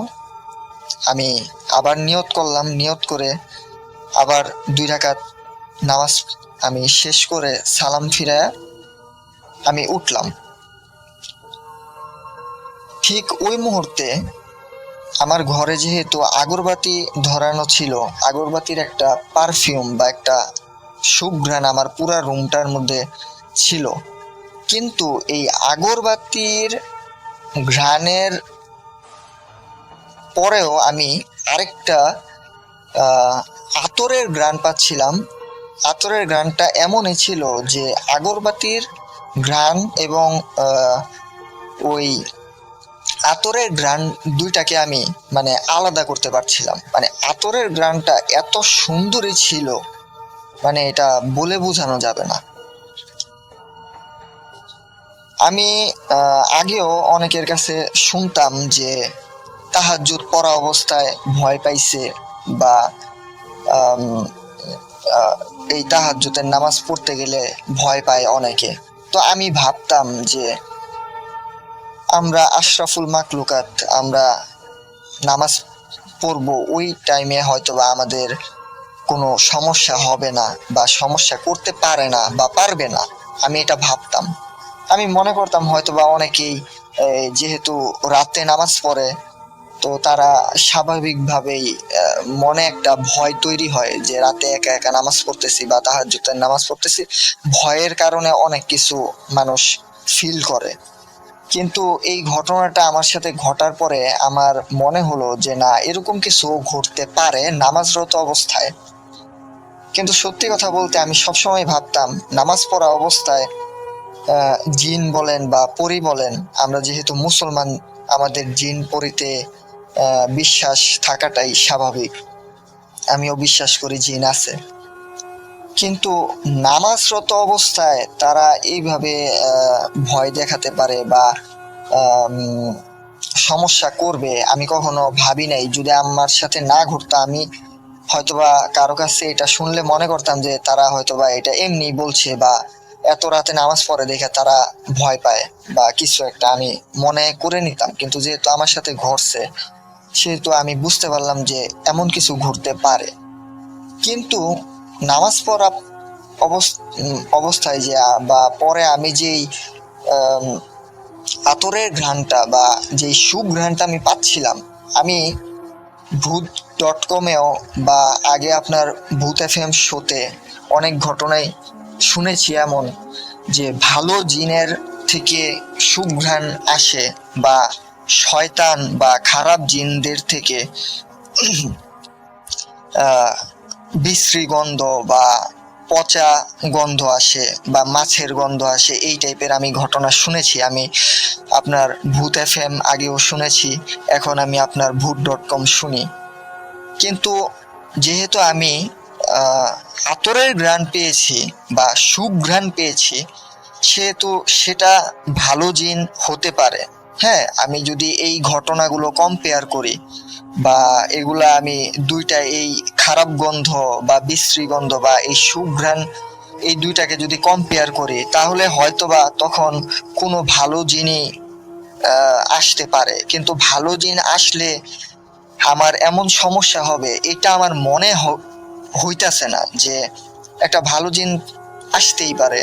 আমি রাতে নামাজ পড়তেছি, রাতে যেহেতু জিন পড়ি তাদের আনাগোনা থাকে, তারা চলাফেরা করে বা তারা রাতে অ্যাক্টিভ থাকে খুব ভালোভাবে, তারা আসা যাওয়া করতেই পারে। কিন্তু ভালো একটা জিন যদি এসেও থাকে ওই সময়টাতে, সে এভাবে আমাকে নামাজরত অবস্থায় বিরক্ত করবে আমার মনে হয় না। তো এটা কি হতে পারে আমি জানি না। ঘটনাটা হয়তোবা ভয়ের না, কিন্তু এই ঘটনাটা ঘটার পরে আমার এতটুকু বিশ্বাস হইছে নিজে থেকে যে রাতে একা একা তাহাজ্জুদ পড়া অবস্থায়ও সমস্যা হতে পারে। আর আমি এমন যদি হতো যে টানটা খুব হালকাভাবে হইছে, উপরে ফ্যান ছিল, ফ্যানের বাতাসে আমার একটা টান অনুভব হয়েছে বা আমার গেঞ্জিটা বাতাসে নড়ছে, আমার কাছে টান অনুভব মনে হয়েছে, কিন্তু তা কিন্তু না। টানটা এত জোরে আমি অনুভব করছি যে আমার গেঞ্জিটা পিছন দিক থেকে লম্বা হয়ে গেছে টান খেয়ে, এবং ওইটার মধ্যে স্পষ্ট দুইটা আঙুলের ছাপ বসা ছিল। আর যেহেতু আমার পিছনে আমার রুমের দরজাটা লক করা ছিল, সেখানে কেউ আসারও কথা না। আর স্বাভাবিকভাবে রাত 12টার পরে আমার বাড়িতে কেউ নাই যে কেউ আইসা আমার সাথে নামাজরত অবস্থায় আমার পিছন দিক থেকে দুষ্টামি করবে। হ্যাঁ, আমার ছোট বোন আছে, সে ঘুমাইতেছিল আমার বাবা মার সাথে, সে যে আয়সা দুষ্টামি করবে এমনও না, এমনটা হতে পারে না যেহেতু আমার রুমের দরজাটা লক করা ছিল ভিতর থেকে। তো এই ঘটনাটা আমার সাথে ঘটলো গত 2 দিন আগে। এই ছিল আমার ঘটনা। ভয়ের কিনা জানি না, যদি আপনার ভালো লেগে থাকে আপনি লিসেনারদের সাথে শেয়ার করতে পারেন। এটাই ছিল আমার ঘটনা। ধন্যবাদ রাসেল ভাই। আর আমার ঘটনাটা যদি সিলেক্ট হয় তাহলে আমাকে একটু কাইন্ডলি জানাবেন। এই ছিল ঘটনা। আসসালামু আলাইকুম।